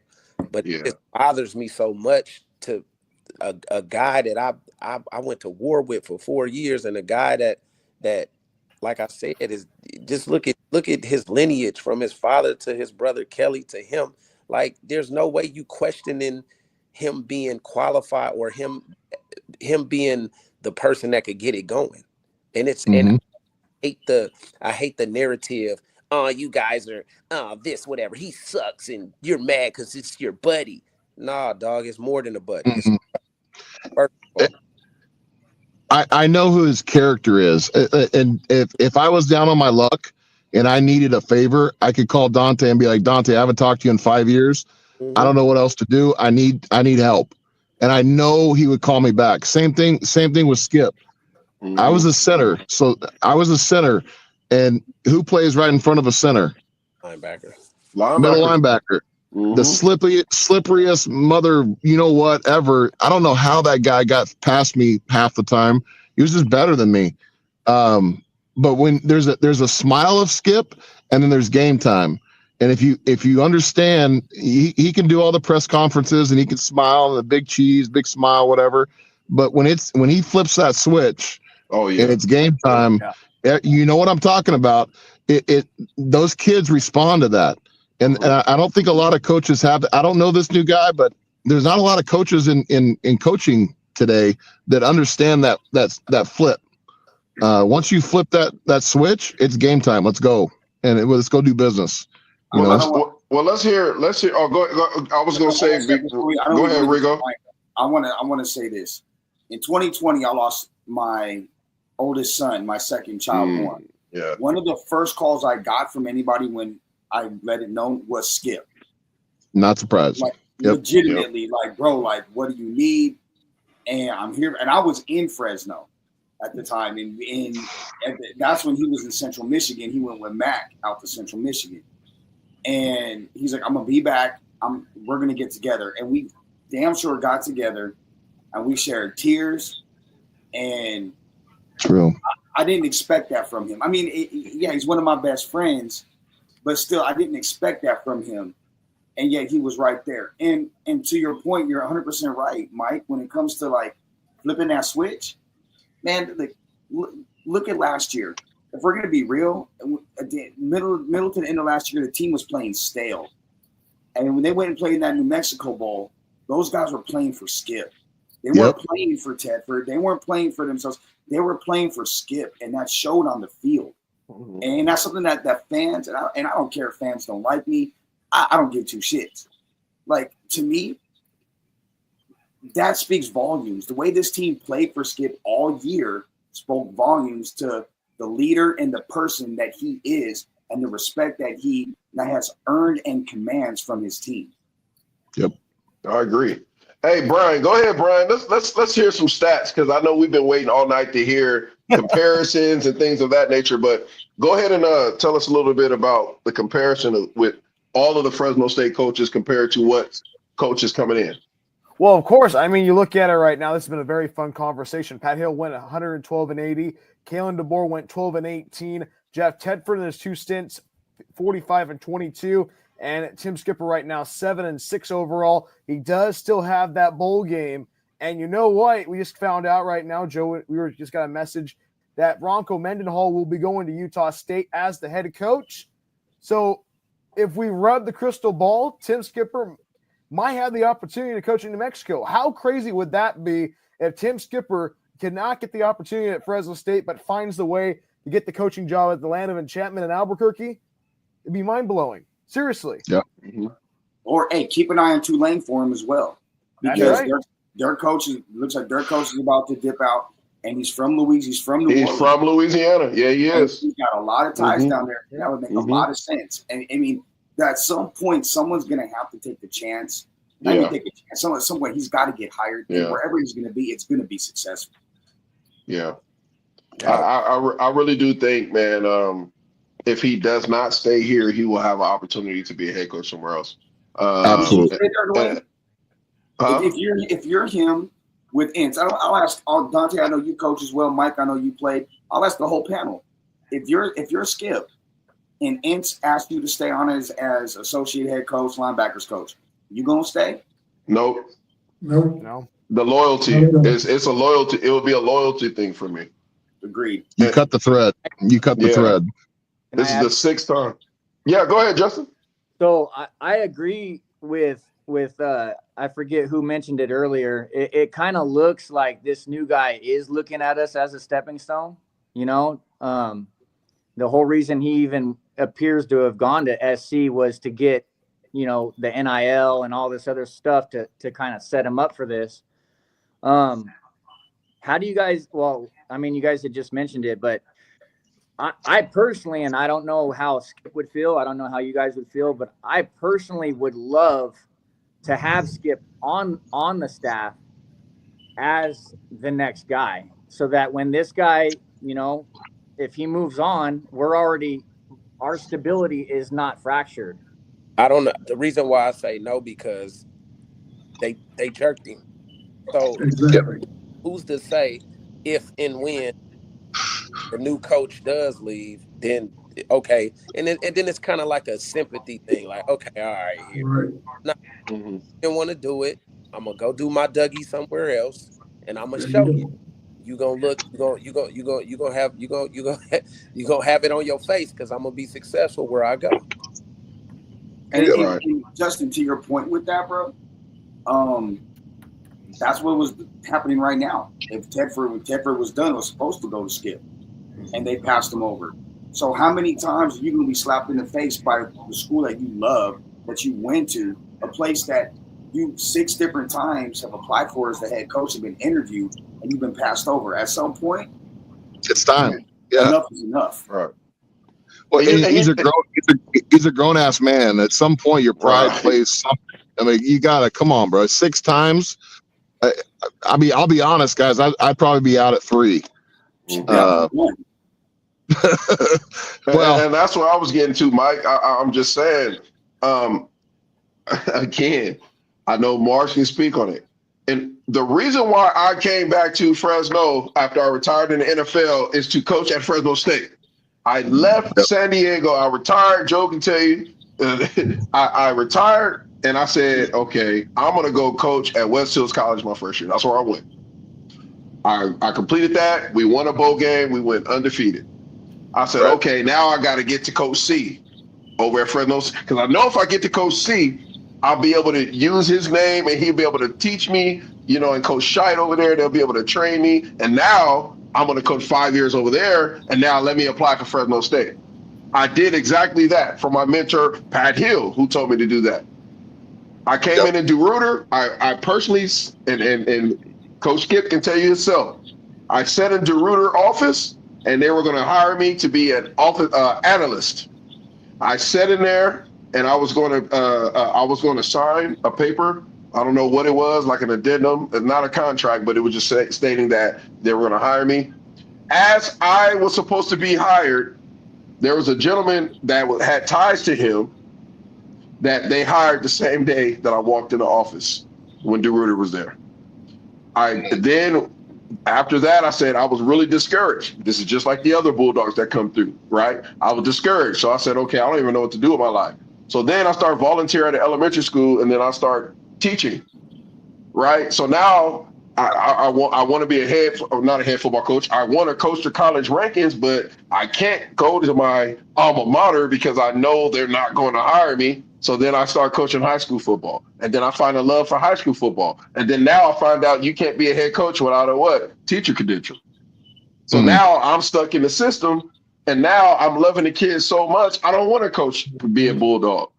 So these are the things that I guess it's a blessing and a curse for a lot of us, because a lot of us do move back to Fresno and try to come back and give back, and then we just stay because we have a love for what we do. But man, there's no way Fresno State should be a mediocre program right now. With all the guys that came out of Fresno State, we should be top of the line. We should have the best uniforms. We should have a stadium by now because of all of the people who came through as donors who've been very instrumental to the Valley.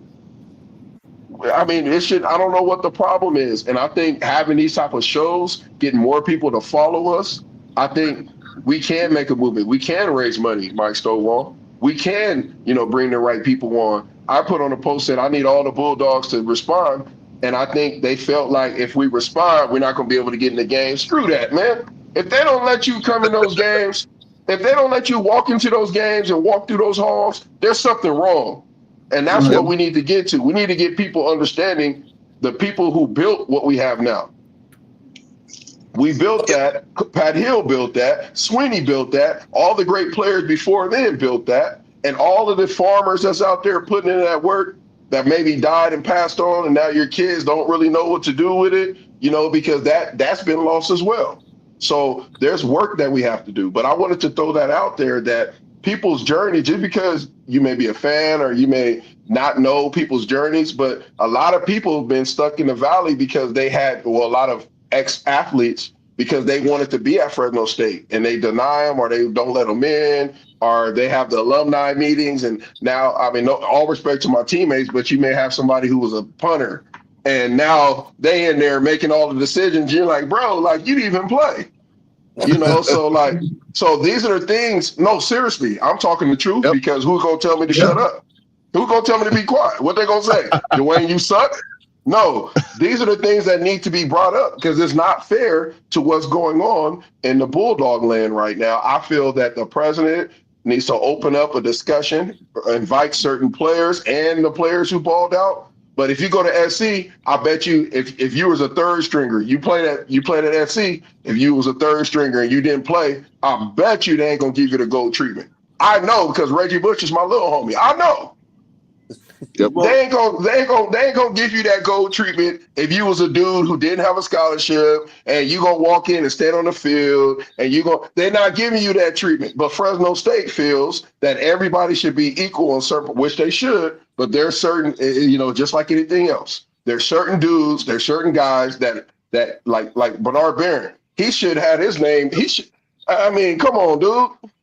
Yo. Why he ain't hanging up there? Logan Mankins. Yep. Logan Mankins. Why he ain't, and they call it Logan Mankins Field. I can go on and on. Why he ain't hanging up there? Can I ask a question and point something out real quick? So, after when DeRuyter took over, he did a horrible job recruiting the Valley. Like he really went down to Texas and down south. He did not care about the West Coast at all. And it took Teffer coming back to right the ship. Right. I'm going to tell you my fear. My fear is Entz is going to, he may say that he's going to recruit the Valley, go JC, West Coast. Proof will be in the pudding. But look at what happened. It took Coach Teffer to come back to recruit the Valley. Mike, I know you got a son, right, that that's recruitable. I know 6'5", 6'5", bro. It's You know what I'm Fresno saying? City, 300 Debo. pounds. Debo, you got your son. That's Yeah. a running back. That's like these guys should look at Michigan. You know, look at what's his name? He plays for the Lions now. His dad was an offensive lineman there. He got the offer right freshman year in high school. That was a legacy. Come on now. I'm curious as to whether or not that's going to happen, because if it doesn't, it'll be a 2 or 3 year deal for Ince, and they're going to have to restart the process over again and bring somebody in that understands the culture, understands the Valley, and that again. And I see this guy, Daniel Everett says we're talking about Skip the Man, but very little about 6 and 6. Now we talked about 6 and 6. Right. You may have been late to the party with that. But the reality is, like, you're gonna now if Ince doesn't recruit the Valley, doesn't recruit Mike's kid, doesn't go to Dante for guys, doesn't recruit Dwayne's son, now it becomes an issue where now you gotta start all over again. And what did that do? It took Coach Tepper to come in and restart the cycle to make it happen. And yes, the Rooter did a great job of not the Rooter, excuse me. My man that's down in Alabama now. DeBoer did a great job of carrying on that legacy because he understood it, because he was here long enough to understand it. I think my fear is that's going to be a problem for Fresno State going forward. Joe, the one thing that I'll say is he did touch on that in the press conference today about how he has a different plan of attack as far as the local high school coaches coming into our program. I don't know. He didn't really go into detail with it, but something along the lines of getting some sort of dinner or something going on with all the other high school coaches around the Valley. That's cool. That sounds good. I like that. I mean, but saying, my bad, D. No. You know, this when we have these conversations, we have great shows. I promise you. But this one is just so touchy because, like, man, like Justin, you understand? You've been around. All right, my son, San Diego, went to Morris High School, had 7 touchdowns in one game against one of the number 1 defenses. Didn't get not one scholarship offer from Fresno State, but other places. Let me guess. He was 6 foot, 208 pounds, 10 pounds in high school. Have to go to Western Colorado to Jazz Bang because that was the connection. So he went to Jazz Bang, got a scholarship, balled out, set out, redshirted. But the point I'm making is my son and myself and my uncle went to the Fresno State recruitment camp. My son raced everybody at the end. You know, they have the fastest players. He ended up being the fastest. And we're thinking he's about to get an offer because Dwayne Wright son, running back legacy son, nothing. We waited. I talked to the coach like, hey, bro, like, what's up? Like, is he not good? Dogging people out. You know, I got all the film. I'm sharing it on Facebook. And they signed another local running back that's 5'6", 120 pounds. I don't know. Maybe because I don't come around. But what I'm saying is I'm making a point. I think there's certain people who was older generations who had a lot of control too, you know, and I can speak freely on that. And I think it should have been a more widespread of people that's around, because when I show up and every year there's 1982, 83, 84, class of 76, class of 69, I respect that. But what about the late classes? Like, when we show up, it's like we're all just standing there and we talking to each other, but like they're going to acknowledge something else. Like that's what's missing. There's a missing piece from, again, DeRuiter until Tefford. There's something that's missing in between that space there. And I think that the alumni needs to come together, like you were saying, Stovall. And Justin, you need to bring those fans, and we need to just stand in front of Bulldog Stadium and maybe just do like an old school, you know what I'm saying, like rally or something, and say we want the old school with the new school, but you got to respect it, you know, what we're saying.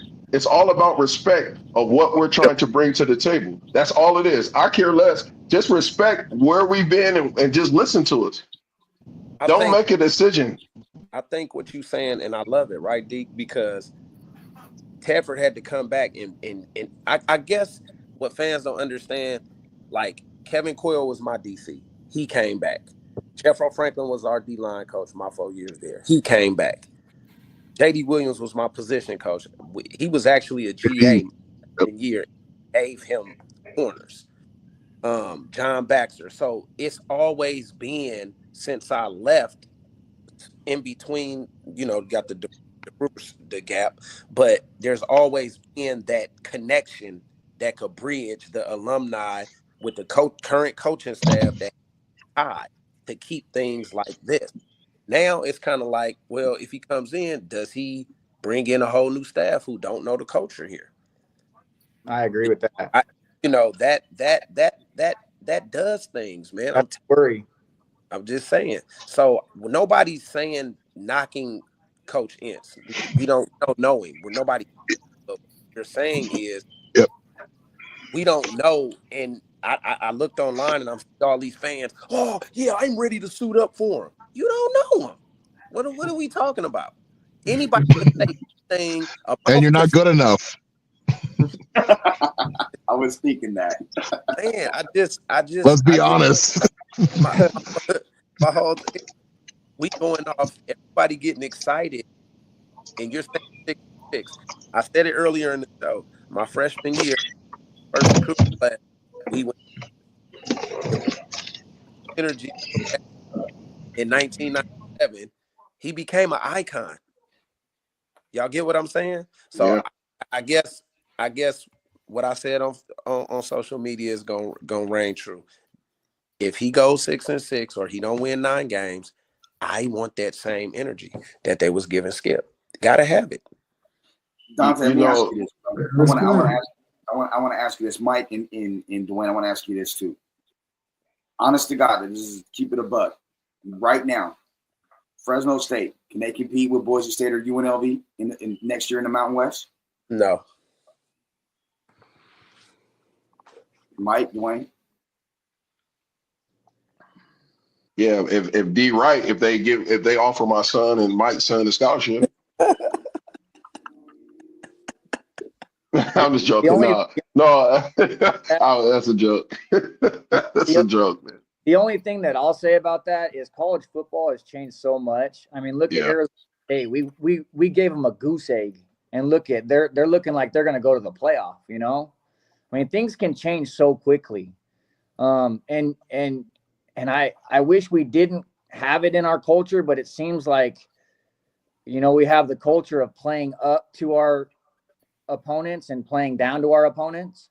And, I mean, it felt like Boise was in our head for a long while, but I think we've gotten over that hurdle.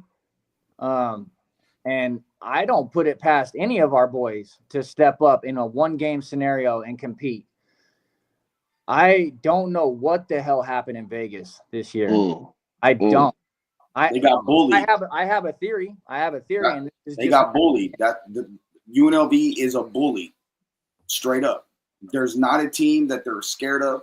There's not a team. The culture that Barry Odom has set is different, and that's why I believe they're gonna beat Boise by more than a touchdown tomorrow. Like literally, and I'll share this too. After Skip beat Colorado State, he texted me. He said, "Go tell UNLV to go bring it home and beat the shit out of Boise." So, hey, Joe, real quick, I'm reading this, Daniel. Lots of conversation about Skip the man. Awesome. Very little about 6-6, which is the reason he wasn't picked. You must not have been following the show because he was in the room. You can't blame. See, it's just like the quarterback get all the praise for the wins and gets all the shit for the losses, right? The same way the head coach gonna get. He was the substitute teacher, Daniel. Interim. He can't hire, can't fire. He not stepping on no toes. He was also coaching linebackers and as the head coach. And 6-6 and got to a bowl game. When he inherited a team 7 days before the season. What don't y'all understand about that? That's a win. That's right. That's a win. Real quick, Colorado was terrible, right? They was They was a big time program in the 90s. Okay, they fell off. Deion comes in. They go what? Was it 4-8? I thought it was 5-7. 5-7, I think. The first year, right? Yeah. Yeah. Everybody bashed. Now look where they at. Right. So if you you get him out of there, then you see what it's done. He got the opportunity. So stop saying they keep saying 6-6 like it's 2-10. Well, like what was said earlier, he gonna have to go somewhere else to prove to them, and then they gonna try and bring him back. But I stick these two up in them and run. Real talk. No Vaseline. We have man, Aaron Atwall, man. We thank you, man, because we have a lot of questions and stuff like that, but man, you're bringing a fire, man. So yeah, so somebody read I can't really see it. I got my bifocals on, man. Somebody read this. It's getting old. I'm telling you. You're gonna make me put mine on, Debo. He said Ince literally said in his press conference he talked to 3 out of the last 4 head coaches at Fresno State about recruiting the Valley culture here. Guess which one he did not speak to? Hold on. Nobody said nothing. I want Bryan to answer this. That's like the Joe Arrigo of our show right there. Hey, Bryan, I want you to add your analysis, man, because I know you got some. Come on, man, answer that question for us, man. After the question for him. Well, he talked about it when he did his introductory press conference this morning in the Josephine Theater in Fresno. He talked to Pat Hill earlier this week, did talk with Jeff Tedford, and also talked with Kalen DeBoer.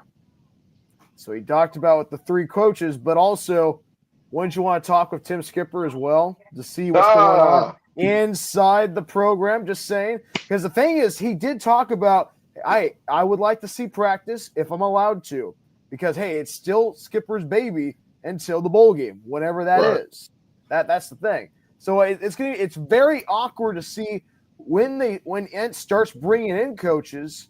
Is it going to be like what we see in what happened with Lincoln Riley and USC, when at USC still had to play one more game and Lincoln Riley's staff was moving into the offices?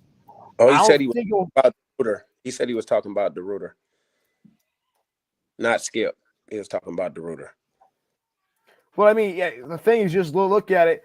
Hopefully, it's a smooth transition. But hey, you know what? If Tim Skipper can get that job in New Mexico, that would be pretty interesting to see if the Bulldogs and the Lobos play against each other next season, and Tim Skipper beats the Bulldogs, or makes it a very interesting game. It will be very interesting to see what the athletic department will do, kind of like a hindsight 2020, so to speak. Well, New Mexico's quarterback hit the portal, and he was first team All Mountain West this year. That's he right. hit the portal tonight, and I know one school in particular that's already interested. What I will say is, when it comes to Skip and I'm interested to see what options he has, because he could very easily end up at SC as a linebacker coach. Mm-hmm. He could end up at New Mexico State back with Tony Sanchez. He's going to have options. He's well respected, in the coaches community.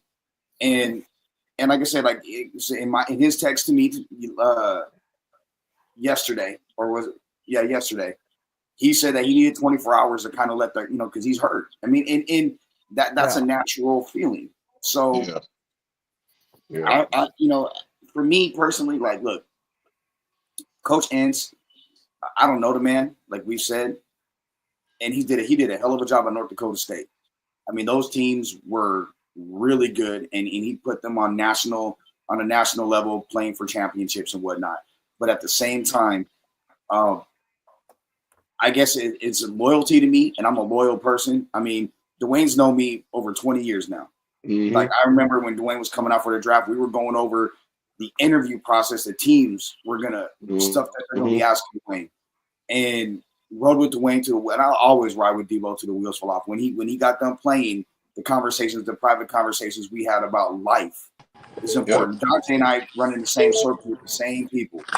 There's a big time respect between, and that's why I think I know, like Dante, you jumped in yesterday. I was happy that you jumped in that conversation because I love you to death, brother. Like what you're doing, the same thing. But there's a loyalty factor, and Skip and where was the loyalty back to Skip with this job? Like this the man that again, I when I came on earlier, blood, sweat, tears for the Bulldogs, from a teenager to an adult, and he got slapped in the face for the 6th time. Like, how would you feel? Like, I'm sorry. Like, the first time would have been enough for me. Straight up. D-Harv said the best. Both fingers. I'm with you, bro. I'm with you. Can I ask you guys a question? Yeah. Okay. So, do you guys think the chain of command got broke when we got away from Toomey? Yeah. Oh yeah. Because I don't because it's kind of like the new GM in baseball wants their guy. You know what I mean? And so I feel like that's obviously playing a part in this too. But if that kind of caught me off guard. I don't know if it caught you guys off guard when we got rid of Toomey. The timing was weird on that one. Well, Go ahead, Mike. I think honestly, I think that's the break. I'm not going to speak for Toomey, and please don't take me that way. But what I watched, when Toomey first started, the guy was jumping in pools for the water polo and doing all kinds of crazy, out of bounds, just getting people excited. And the guy, he's a D lineman. I can't hold that against him, I guess. But I mean, his personality was infectious, and I'm like, wow. I mean, you're like really getting people talking about water polo and basketball and volleyball and all the sports, not just football. I mean, kudos to you. Football's my thing, but I mean, that's where we started friendship. Was I reached out to him. I said, "Hey, doing what you're doing," and see a guy 4 or 5 years later, just basically get under because of the internal politics of the Bulldog, the athletic corporation, and all the backside of the politics, all the people that think they know everything better than everybody else, and then also the new president. This is his first time being a president. He's going to listen to the people like a Debbie A. Stone that basically has all the power in the purse.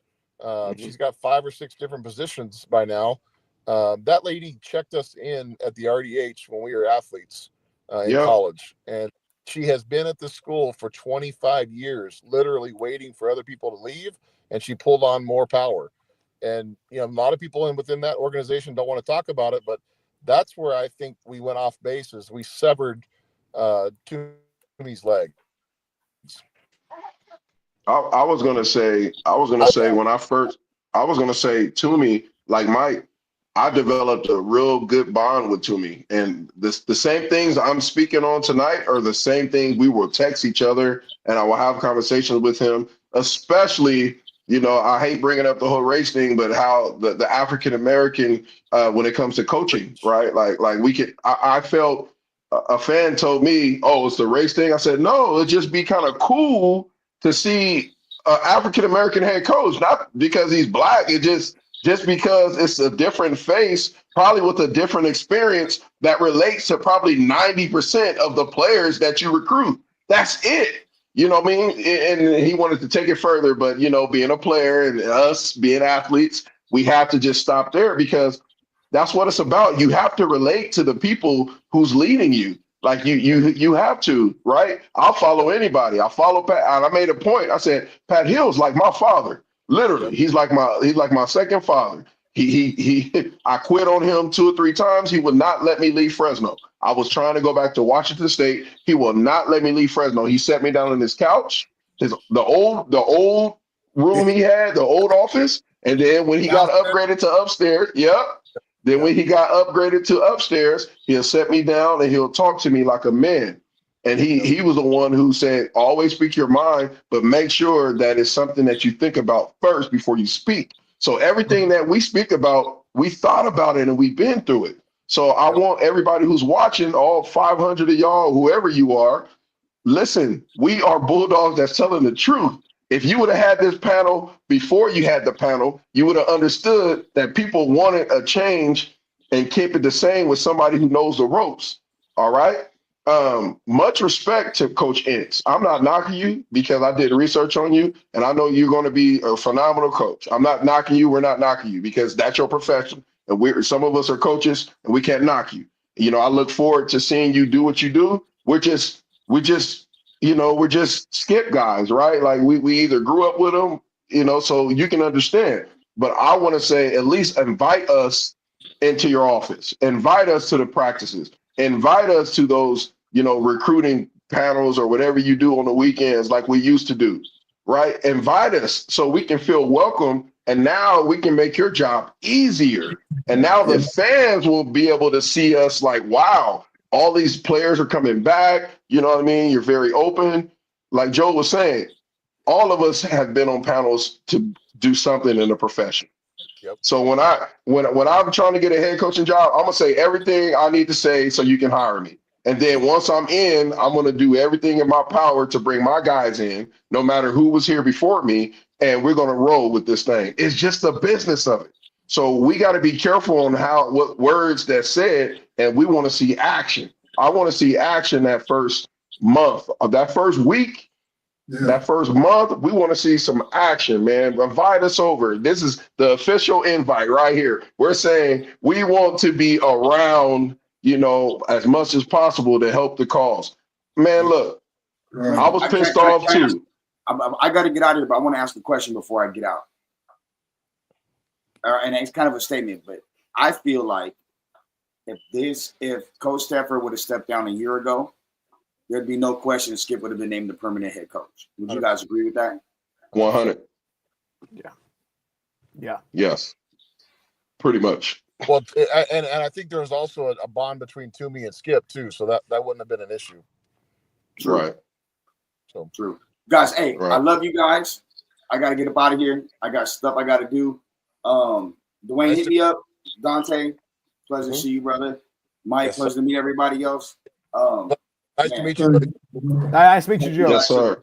We got 3 minutes left on the show. This was the extra hour exclusive, so we got 3 minutes. No, seriously, we knew it was going to go further. Again, to all our fans out there, to all our supporters, make sure you subscribe because every first of the month we will always cover Bulldog football to the extent, and that's just what we do. We cover JUCO. We cover high school, but we're mainly a JUCO show because we want people to understand that JUCO ball is where it's at. It's the new portal.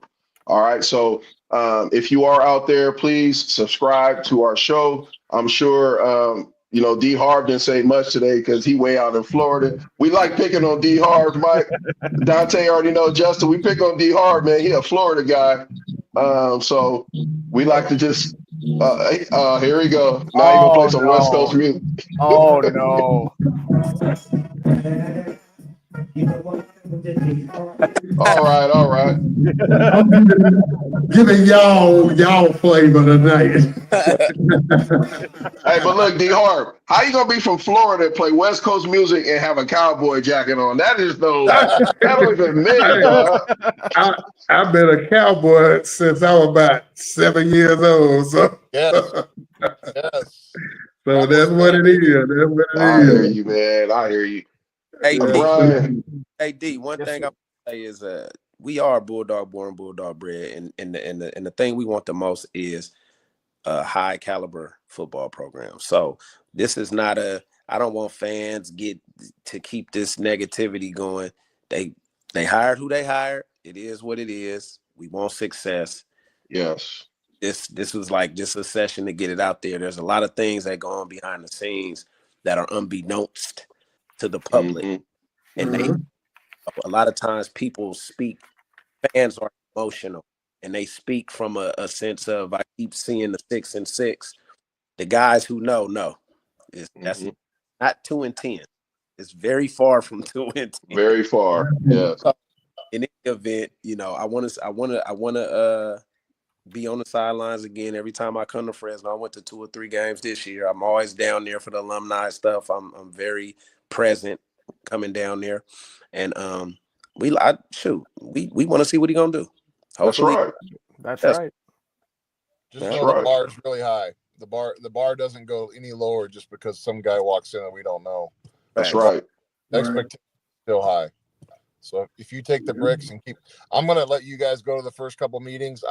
It's going to take me a little bit of time, just because I put my heart and soul into this thing, and I need to focus on my son and where he's going to go, and you know, much respect, you know, all around, you know, personally, but I appreciate the opportunity, right, just to jump on. And I mean, there's a lot of people saying a lot of things, but just understand that at the end of the day, we bled, sweat, tears, and we bought into this program. Yes. We believe in what this thing could potentially become. And we saw Coach Hill go through what he went through, and we've ridden the wave up and down.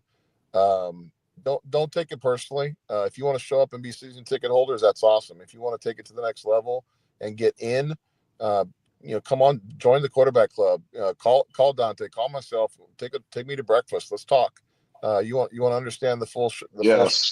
I'll unload the whole thing from 1997 all the way down if you want. But that's history. So the bar is still high, and I guess that's my point. Is the bar doesn't go any lower just because some guy that walks in we don't know. You're still going to have that expectation from the former athletes, former student athletes, because we got our degrees here. We went to we're invested in this place, and we want to see this place at a high level. So that's all I had.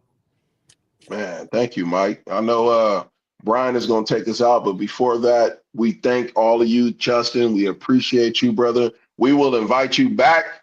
Matter of fact, hopefully when we have our Bulldog shows, man, we're going to be doing it the first of the month, man, every month. So we'll like to see Stovall, Marsh, you know, you guys are invited anytime. We'll talk on issues and hot topics, but you know, I just want to say to all of the fans who hearing us out tonight, we're not disrespecting the coach. We respect him in the fact that he's coming into a whole new environment. You know, we just have to speak our piece, right? Because that was our guy. But, you know, like Dante said, we'll work hard to be at the games. You know, you call us for meetings, we'll be there.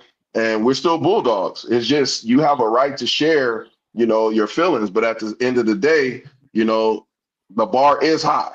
The bar is high, and we're going to be able to come together, raise that money, like Stovall was saying, to get the top players and maybe to pay some of these coaches. And that's only going to be from just us coming together, man. That's it. That's all it's going to be. That's all it's going to be about. We have to come together. We have to agree to disagree. And now, you know, we disagree. Now we back to the table agreeing and bringing this Bulldog thing together. So we appreciate y'all. Tune in, subscribe, please, and we'll see you guys. Bryan Welch, take us out. For Dwayne Wright, D. Harv, I'm Bryan Welch. Thank you so much for joining us this evening. We'll see you next week. Thank you so much. Have a good night. Peace out, fella.